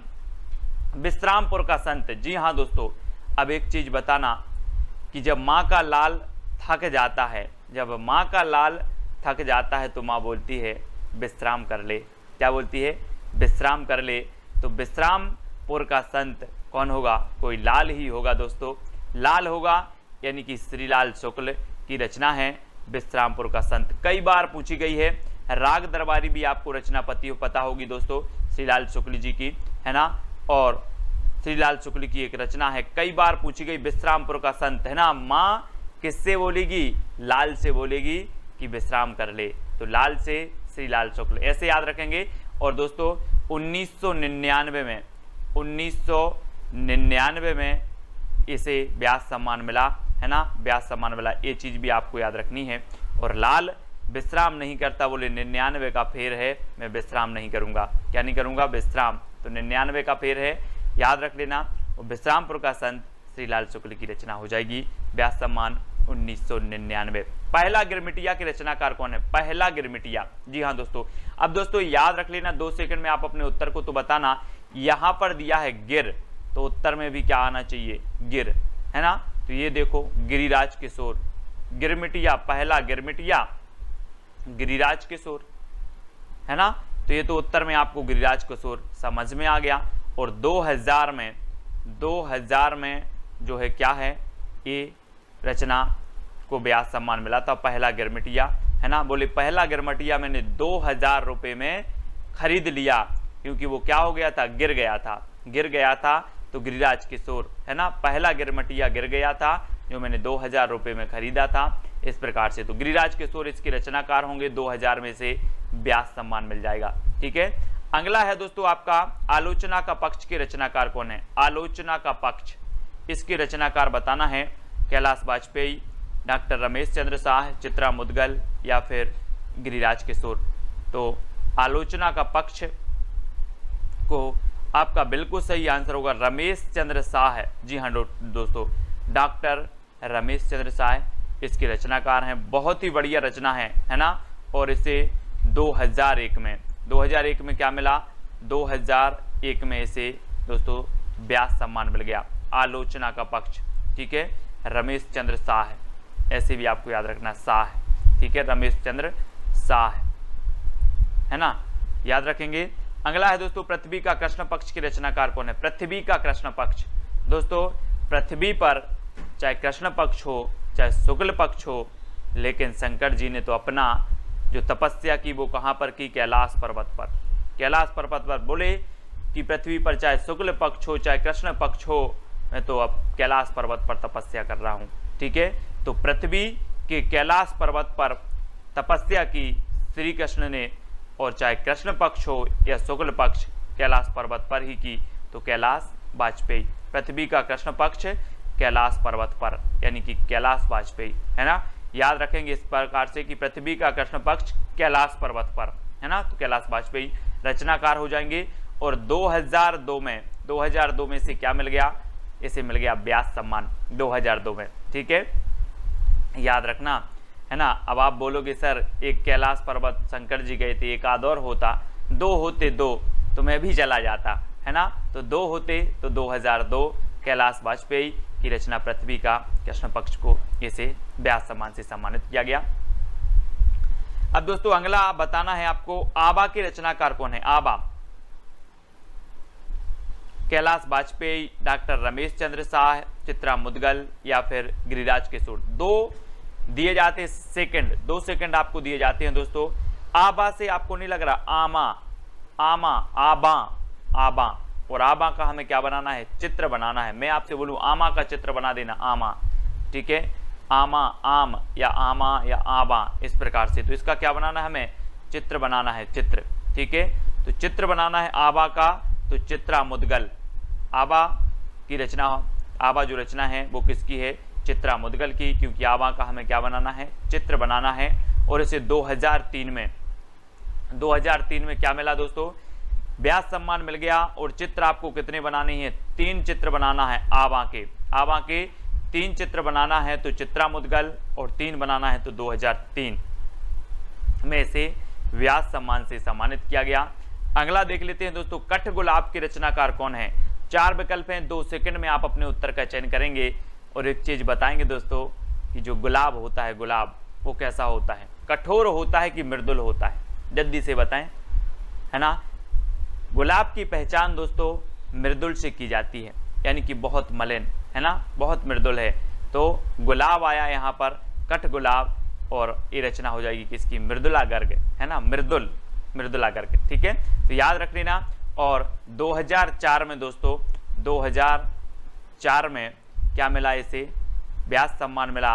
और आप 1 नहीं, 2 नहीं, 3 नहीं, 4 लोगों को भी गुलाब दोगे तो उनका मन कैसा हो जाएगा, मृदुल हो जाएगा, मृदुल हो जाएगा, ठीक है। 4 को नहीं देना है, देना तो एक ही को है, ठीक है। लेकिन अगर आप 4 को गुलाब दोगे तो क्या हो जाएगा, मन मृदुल हो जाएगा। और 2004 में इसे व्यास सम्मान मिला। ऐसे भी याद रखना कि सर मैंने गुलाब दिया 4 लोगों का और 4 लोगों का मन मृदुल हो गया, ठीक है।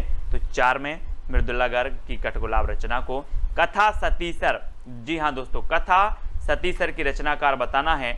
और आपने सुना होगा दोस्तों, इतिहास में आप पढ़ते हो, हमने ऐसी कई चांद सी रानियों का, चांद सी चेहरे वाली रानियों का क्या सुनी है, सती होने की कथा सुनी है कि नहीं सुनी है, बिल्कुल सुनी है। अब आप नहीं बताएंगे कि नहीं सुनी, जौहर आपने सुनी होगी, सती हो गई बोले, है ना। ऐसी चांद सी रानी थी, क्या हो गई, सती हो गई, उनकी कथा आज हम सुनते हैं, है ना। तो कथा सतीसर, कथा सती की, कौन सी सती की, जिनके चेहरे चांद से थे, है ना, जो चांद से चेहरे वाली थी, तो चंद्रकांता, चंद्रकांता, है ना, याद रख लेंगे। कथा सतीसर की रचनाकार कौन होंगे, चंद्रकांता, है ना। सती बात आई, सती, तो अब सती भूल जाना, कैसी सती थी, चांद सी सती थी, चांद से चंद्र और कांता, ठीक है, इस प्रकार से याद रखेंगे। और 2005 में इसे मिल गया व्यास सम्मान, 2005 में, ठीक है, 5 में याद रखना। कविता का अर्थात के रचनाकार कौन है। कविता का अर्थात दोस्तों, एक चीज बताना, आप कविता पढ़ते हो, अगर कविता का अर्थ आपको पता चल जाए तो क्या होता है, कविता का अर्थ अगर पता चल जाए तो आनंद आ जाता है। कविता पढ़ने में तभी आनंद है जब कविता का अर्थ पता हो, ठीक है।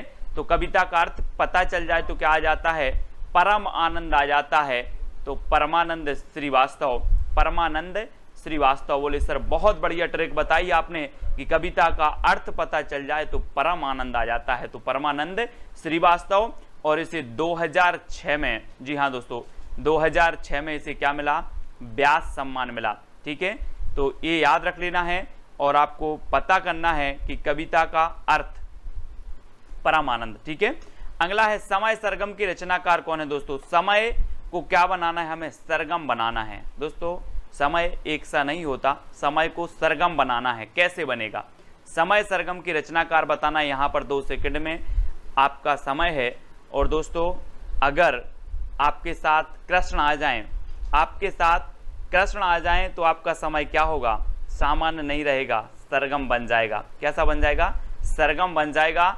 अगर आपके साथ कृष्ण आ जाएं तो आपका समय सरगम बन जाएगा। तो कृष्णा सोबती की रचना है कौन सी? समय सरगम। समय सरगम याद रख लेना। अब आप कभी नहीं भूलोगे, आपसे पूछा जाएगा कि समय सरगम की रचनाकार कौन है?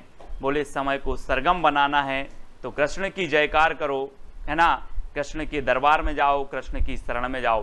तो इस प्रकार से कृष्णा सोबती जी की ये रचना है। और इसे 2007 में, जी हाँ दोस्तों, 2007 में व्यास सम्मान मिला। इसलिए कृष्ण को साथ में लेकर चलना है, कृष्ण के साथ में चलना है। ठीक है, याद रख लेना, कृष्ण को मन में साथ में रखना है। तो साथ में रखना है तो साथ में इसे व्यास सम्मान भी मिल जाता है। ठीक है, अगला है एक कहानी यह भी। एक कहानी यह भी की रचनाकार कौन है? मैंने आपको याद करवाया था दोस्तों कि कोई भंडारे में जाता है, आप लगे भंडारे होते हैं, भंडारे में अगर कुछ हो गया, लड़ाई हो गई, तो बोले एक कहानी यह भी बन गई। अब एक कहानी यह भी काय में? भंडारे में। एक कहानी यह भी भंडारे में। तो मन्नू भंडारी की रचना है कौन सी? एक कहानी यह भी, यानी कि आपका जो विकल्प नंबर सी है वो बिल्कुल सही हो जाएगा। और 2008 में इसे व्यास सम्मान मिला, है ना। और आपका कोई 8 साल का बच्चा भंडारे में जाता है और लड़ाई हो जाती है तो एक कहानी यह भी, याद रखेंगे, आप कभी नहीं भूलोगे। आप एक कहानी यह भी, मन्नू भंडारी। दोस्तों आपको बताना, इन्हीं हथियारों से, मैंने आपको याद करवाई थी, इसे साहित्य अकादमी पुरस्कार भी मिला है इस रचना के लिए। आपको बताना ये किसकी रचना है। 2 सेकंड दिए जाते हैं और मैं आपको ट्रिक बताता हूं। इन्हीं हथियारों से, अब यहां पर कर दूं, इन्हीं हाथों से, इन्हीं हाथों से हमें क्या होना है? अमर हो जाना है। इन्हीं हाथों से अमर हो जाना है। तो इन्हीं हथियारों से या हाथों से जो रचना होगी वो किसकी होगी? अमर हो जाना है तो अमरकांत की। ठीक है, अमरकांत, यानी आपका डी नंबर बिल्कुल सही होगा। और दोस्तों 2007 में इसे साहित्य अकादमी पुरस्कार मिला और 2009 में इसे व्यास सम्मान भी मिला। बहुत ही बढ़िया रचना है, कई बार पूछी गई है ना। आपसे पूछा जाएगा इन्हीं हथियारों से, बोले हाँ, इन्हीं हाथों से, हथियारों से हमें अमर हो जाना है, अमर। ठीक है, और दोस्तों 7 में साहित्य अकादमी और 9 में व्यास सम्मान इसे मिला है इन्हीं हथियारों से। ठीक है, फिर भी कुछ रह जाएगा, फिर भी कुछ रह जाएगा। कहाँ पर? इस विश्व में फिर भी कुछ रह जाएगा।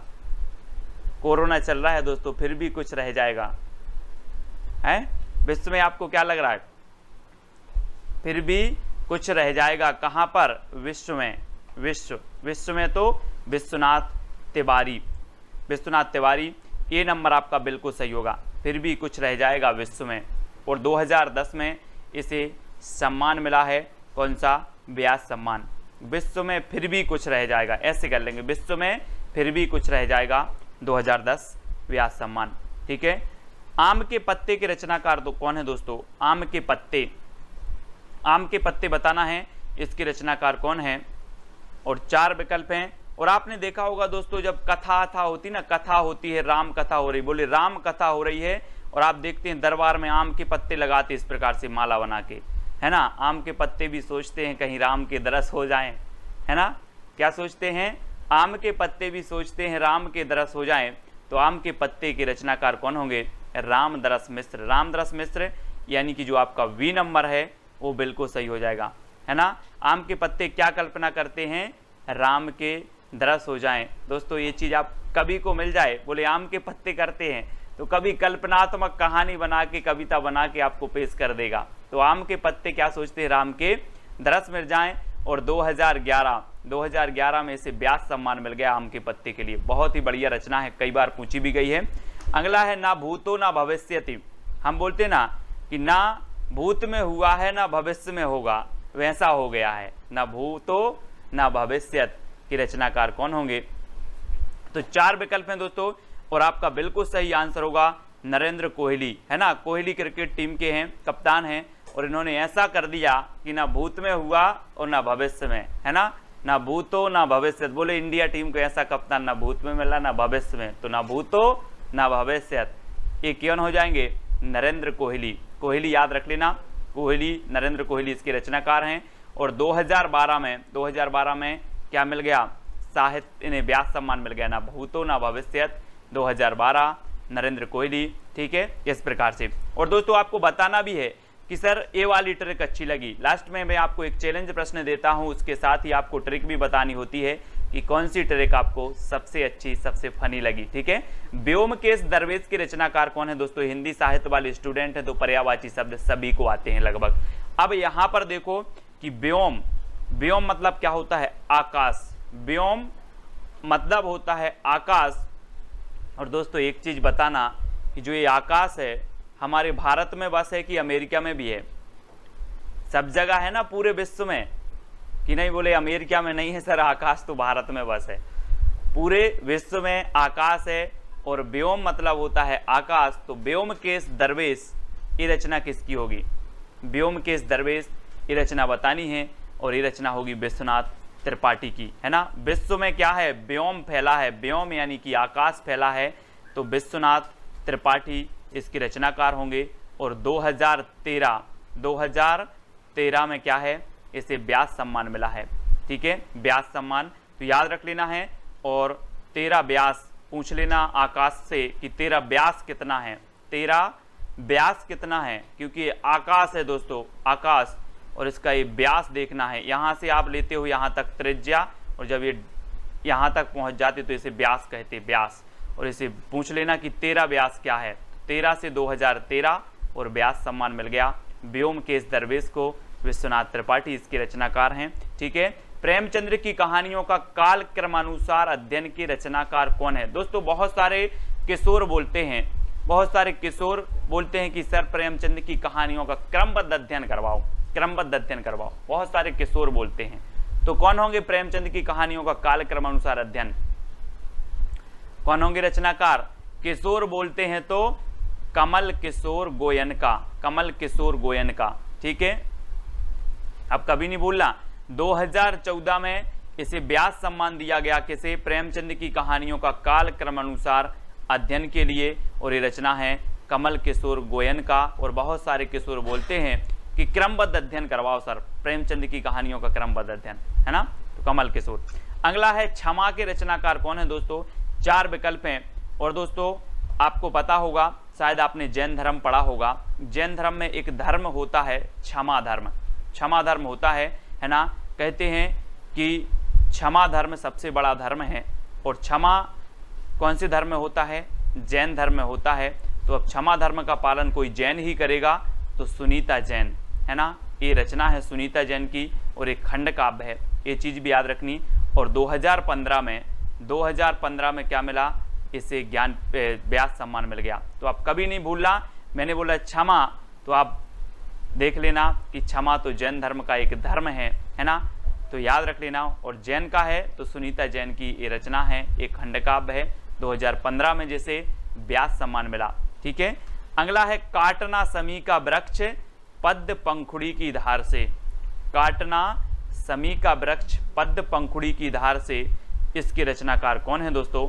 तो याद रख लेना है। अब यहां से एक चीज कर देना, काटना समी का स्वर, काटना समी का सुर पद्म पंखुड़ी की धार से, ऐसे याद करना है। काटना समी का सुर पंखुड़ी की धार से, काटना समी का सुर पंखुड़ी की धार से, तो सुर से हो जाएंगे आपके सुरेंद्र वर्मा, है ना। काटना समी का सुर पंखुड़ी की धार से, तो सुर से क्या हो जाएगा? सुरेंद्र वर्मा की रचना है। और इसे 2016 में कौन सा सम्मान मिला? व्यास सम्मान मिला। ठीक है, याद रख लेना। कैसे याद रख लोगे? काटना समी का सुर पंखुड़ी की धार से, समी, समी का सुर, सुर से सुरेंद्र वर्मा। ठीक है, अगला देखते हैं दोस्तों, दुखम सुखम की रचनाकार कौन है? दुखम सुखम की रचनाकार बताना है। और 4 विकल्प हैं, बहुत ही बढ़िया रचना है, कई बार पूछी गई है। और दोस्तों इसका सही उत्तर क्या हो जाएगा आपको कमेंट में लिखना है। और मैं एक बहुत अच्छी चीज़ आपको बता रहा हूँ कि जिसको माँ की ममता मिल जाए, जिसको माँ की ममता मिल जाए, उसके सारे दुखम सुखम में बदल जाते हैं। क्या हो जाते हैं? जिसको माँ की ममता मिल जाए उसके दुखम सुखम में बदल जाते हैं। अब याद रख लेना, अब आप कभी नहीं भूलोगे, है ना। बोले माँ की ममता अगर मिल जाए तो दुखम सुखम में बदल जाते हैं, सुखम में। तो याद रख लेना, ममता कालिया, ममता कालिया इसके रचनाकार हैं, यानी आ नंबर आपका बिल्कुल सही हो जाएगा। और 2017 में जो है इसे मिला दोस्तों व्यास सम्मान। कब मिला? 2017 में, ठीक है। तो याद रख लेना, किसी किसी को दोस्तों बोले बचपन से बिछड़ गए और 17 साल के हुए तब माँ की ममता मिली, है ना। 17 साल के हुए तो 2017 में व्यास सम्मान मिला। और ये तो बहुत बढ़िया ट्रिक है ना, कि माँ की ममता मिल जाए तो सारे दुखम सुखम में बदल जाते। तो दुखम सुखम रचना ममता कालिया, ठीक है। जितने लोग उतने प्रेम की रचनाकार कौन है दोस्तों? जितने लोग उतने प्रेम करते हैं, है ना। ऐसे याद कर लो, है ना। कैसे याद करोगे? जितने लोग उतने प्रेम करते हैं। और कैसे करते हैं? जुगाड़ से करते हैं। कैसे करते हैं? जुगाड़ से। तो लीलाधर जगूड़ी, लीलाधर जगूड़ी याद रख लेना, जितने लोग उतने लोग प्रेम करते हैं। कैसे? जुगाड़ से। तो लीलाधर जगूड़ी, ठीक है। बी नंबर आपका बिल्कुल सही हो जाएगा, बी नंबर लीलाधर जगूड़ी आपका सही है। अब कभी भी पूछा जाएगा आपसे कि जितने लोग उतने प्रेम, जितने लोग उतने प्रेम करते हैं जुगाड़ से, यानी कि बी नंबर आपका सही होगा। और 2018 में इसे क्या मिला? व्यास सम्मान मिल गया, ठीक है, व्यास सम्मान मिल गया। और अगली रचना है कागज की नाव के रचनाकार कौन है दोस्तों? बचपन में आपने बहुत कागज की नाव, है ना, पानी गिरा और आपने कागज की नाव बनाई और निकाल दी। बहुत चलाई है कागज की नाव, है ना। और कागज की नाव के रचनाकार अब यहाँ पर पूछ लिया गया है। तो दोस्तों कागज की नाव के जो सिरा होते हैं, यहाँ पर एक सिरा ए और एक सिरा ए, देखो इस सिरा बहुत बढ़िया होते हैं दोस्तों, सिरा। और जब कागज की नाव निकलती है तो ना उसका सिरा होता है कि कहाँ पहुँचती है वो, कोई सिरा नहीं, ना सिरा, बोले ना सिरा, है ना, ना सिरा। तो याद रख लेना, कागज की नाव का नासिरा, नासिरा शर्मा, नासिरा शर्मा की रचना है कागज की नाव। और इसे 2019 में दोस्तों क्या मिला? व्यास सम्मान मिल गया। तो याद रख लेना, 2019 में व्यास सम्मान किसे मिला? तो बता देना, कागज की नाव को। और ये रचना है नासिरा शर्मा की, ठीक है। अब दोस्तों यहाँ पर आपके जो व्यास सम्मान है वो कंप्लीट होते हैं, व्यास सम्मान जितने भी व्यास सम्मान से सम्मानित रचनाएं हैं। अब आपको बताना है कि सुमित्रा नंदन पंत की जो चिदंबरा रचना है, इसके लिए तो हमने पिछली वीडियो में भी पूछ लिया था ज्ञानपीठ पुरस्कार, ठीक है। लेकिन अब हम नेक्स्ट आपसे पूछ लेते हैं कि कलाधर किसका उपनाम है? कलाधर बताना है, कलाधर किसका उपनाम है? आपके पास 4 विकल्प हैं, सुमित्रा नंदन पंत, दूसरा है आपका निराला, तीसरा है जयशंकर प्रसाद और चौथा है नागार्जुन, ठीक है। ये 4 विकल्प में से आपको बताना है कि कलाधर उपनाम किसका है। सभी लोग इस चैलेंज प्रश्न का उत्तर बताएंगे। और इस सुमित्रा नंदन की चिदंबरा का भी आपको बताना है, फिर से इसका भी बताएंगे कि कब इसे जो है ज्ञानपीठ पुरस्कार मिला, 72 में किसे मिला, 78 में किसे मिला, 82 में किसे मिला, ये भी आपको बतानी है। और कलाधर उपनाम किसका था, ये भी आपको बतानी है, ठीक है। तो आपको बताना है दोस्तों कि सबसे अच्छी ट्रिक कौन सी लगी, ठीक है, आपको कमेंट में लिख के बताना है। और कितनी चीज़ें आपको याद हुई, कितने % आपको याद हुआ इन ट्रिकों से, क्योंकि जो आपकी ज्ञानपीठ पुरस्कार से सम्मानित रचनाएं, साहित्य अकादमी पुरस्कार से सम्मानित रचनाएं, सरस्वती पुरस्कार से सम्मानित, व्यास सम्मान से पुरस्कृत जो रचनाएं होती हैं वो सबसे इंपॉर्टेंट रचनाएं होती हैं। अधिकांश रचनाएं वो ही पूछी जाती हैं, ठीक है। इनको हमें अच्छे से पढ़ना है, रटना है, ठीक है। और दोस्तों जो भी साथी व्हाट्सएप ग्रुप से नहीं जुड़े हैं वो 9098609291 ये नंबर है, इस पर आप SMS करेंगे, MSG करेंगे तो आपको क्या मिल जाएगी? लिंक मिल जाएगी व्हाट्सएप ग्रुप की। और दोस्तों अपना एक टेलीग्राम ग्रुप है IAS स्टडी ट्रिक, ठीक है, आपको सर्च कर लेना है टेलीग्राम में और ज्वाइन हो जाना है। वीडियो अच्छा लगा हो तो लाइक करके कमेंट में बता देना और प्रोत्साहन के 2 शब्द भी आप लिख देना, ठीक है। वीडियो को लाइक और शेयर अवश्य करना। आज के वीडियो के लिए बस इतना ही। जय हिंद।